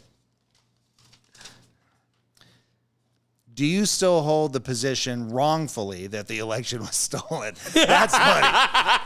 That's funny. Because now I'm going to presume that you do not think that he wrongfully holds the position. I am a potato, but YouTube, I do not say that. I do not say that, I promise. Big George Orwell's Big Brother, I promise. I don't say that. I am 100% certain that he was cheated out of this election. Dude, you're telling me that the dead guy is the most popular president of all time? However, this is comedy right here, because just reading the language, I could see Brett Baer going, Mr. Former Vice President, because they'll never call him. Exactly. No, Mr. Former They'll President. never call him Mr. President. No, but they should, because Which is what that's the law of the presidency. Once you're the president, you're always the president. Or they'll just say, Mr. Trump, Brett exactly. Baer, Mr. They'll Trump. never give him the respect of a president. Do you still hold the position wrongfully that the election was stolen? Already asserting. That is hilarious. Their narrative, dude. Wow, I didn't even think about putting comedy into it. Do you think this is funny? You think this is funny to you? Do I look like a clown? Here's how it works. In this world, if you don't laugh, you will cry. So you gotta laugh. I get a little serious. But seriously, I really think that the very first question that he'll be asked is, if you're nominated for the Republican Party, will you accept the outcome of the election? And I think that's how Brett Baer will ask it. I think yours is obvious. This is the more accurate way it will be presented in the election or in the debate. But literally, the connotation is wrongfully. Exactly. Yeah, that's really, this is what Brett Baer will be saying. Yes. Yeah. And I like that you presented this to us, because it gives the audience member something to look forward to. I want you, go to the comments. What do you think the first question will be to Donald Trump in the Republican primary? And let's all sit back and wait. I think we're all going to be surprised or delighted to see what it will be. Yeah. But it'll give us a little game that we can all play together. I hope that's not the question. Yeah, I hope we actually get to the crux of real political issues, but instead we like playing the... That's all they're going to focus on. Oh, yeah. Because that's all they got him on. That's all they got. And they only because they really don't have him on it. It's an issue that we didn't let anybody actually flush out to truth. So now we get to keep it in the gray area of ignorance and create our own narrative. What's it like working in the courtroom industry, knowing that of the 60-some, it was about 60 lawsuits that were filed all around the country. Every single one was thrown out for standing. Yep. And they never got to discovery. Like, what's that like? Like, are you just disenfranchised with your industry? So a lot of attorneys that see it for what it is. Politically, they're going to go, that's a crime, but that's law. Then the other part... It's a crime, but it's law. Right. And then the other half, that it carried out their will, they throw their head in the sand and go, that's how it was always supposed to be. So part of the problem of becoming a lawyer is the hurdles it takes. I just had a guest sitting there yesterday who was like, I think anybody should be allowed to take the bar exam. I shouldn't have to go to law school. I shouldn't have to pay corporations. He watched that TV show Suits, is what he did. 'Cause yeah. The first, if you haven't seen the first episode of Suits, you got to watch it. The guy didn't go to law school, but he passed the bar. But again, that should be our America. My narrative to him was, I'm going through law school the whole time. There's no person I trust in this life more than my father. And it's totally effed up that my father can't, the state is prosecuting me to take away my liberty, and my own father can't even defend me on my behalf. That's so messed up. Like, that's so anti-American, but then also at the same time, we live in a country of snake oil salesmen, and you got to live with grifters, and you got to respect the fact that we need to standardize this so the masses don't get swindled. I respect that.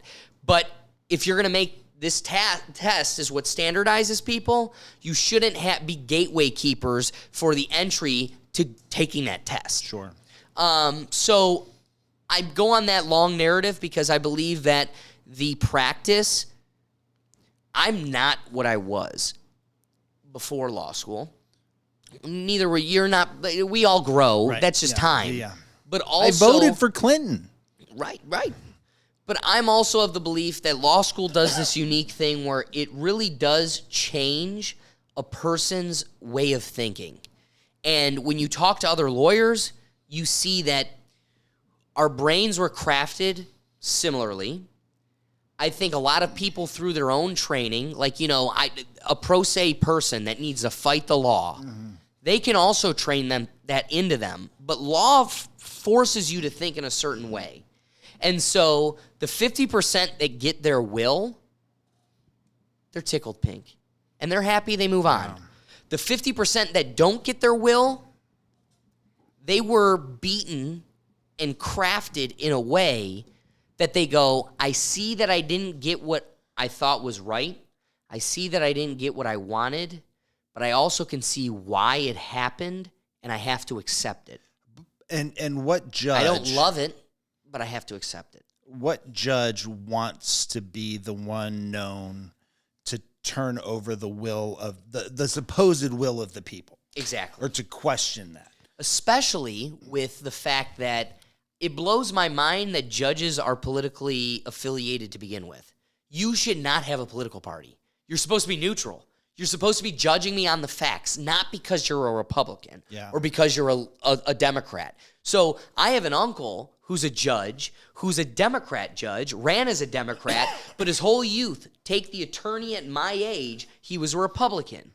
But a Democrat Party seat opened up. So the Democrat Party looked at him and said, you could have the judge seat. You got to be a Democrat. And now this guy's beating the drum of pronouns and Biden's king. So he actually you have to. He drank the Kool-Aid. Because you either get eaten by your party or ride the wave. And if finances and profession are incentivizing you to just surf it, baby, you're gonna. Wow.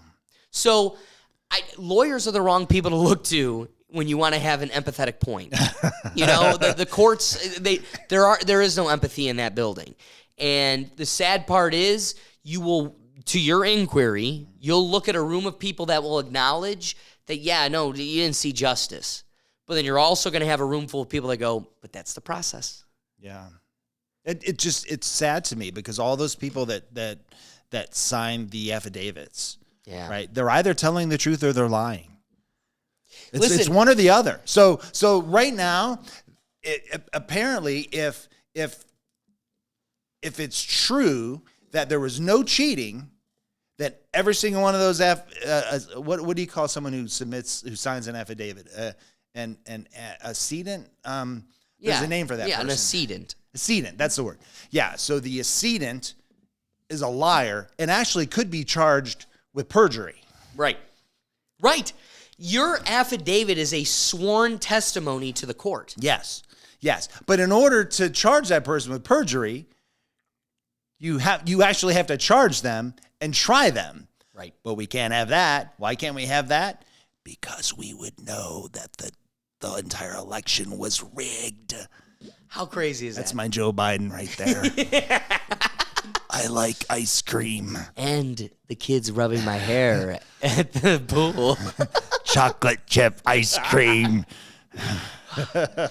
Don, you gave me a lot of your time. I appreciate you giving me your time. How long are we here? 350. 4 hours. Oh, yeah. We're right up on there. All right, so this is 3 episodes probably. Yeah, we're looking at definitely 2. So at least. So I appreciate you giving me your time. This was very fruitful and I think very dense.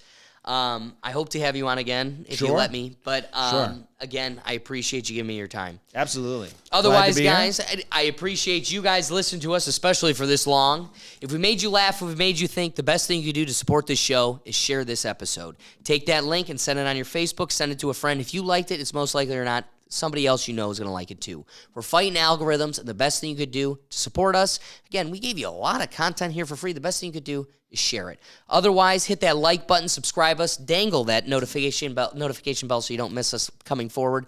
We got a lot coming your way. So otherwise, you can find all of our content at our website at www.rethinktankpodcast.com. But again, Don, thank you for your time, and I hope we get you on the next time. Peace. Yes, sir. Yes, sir. Yeah.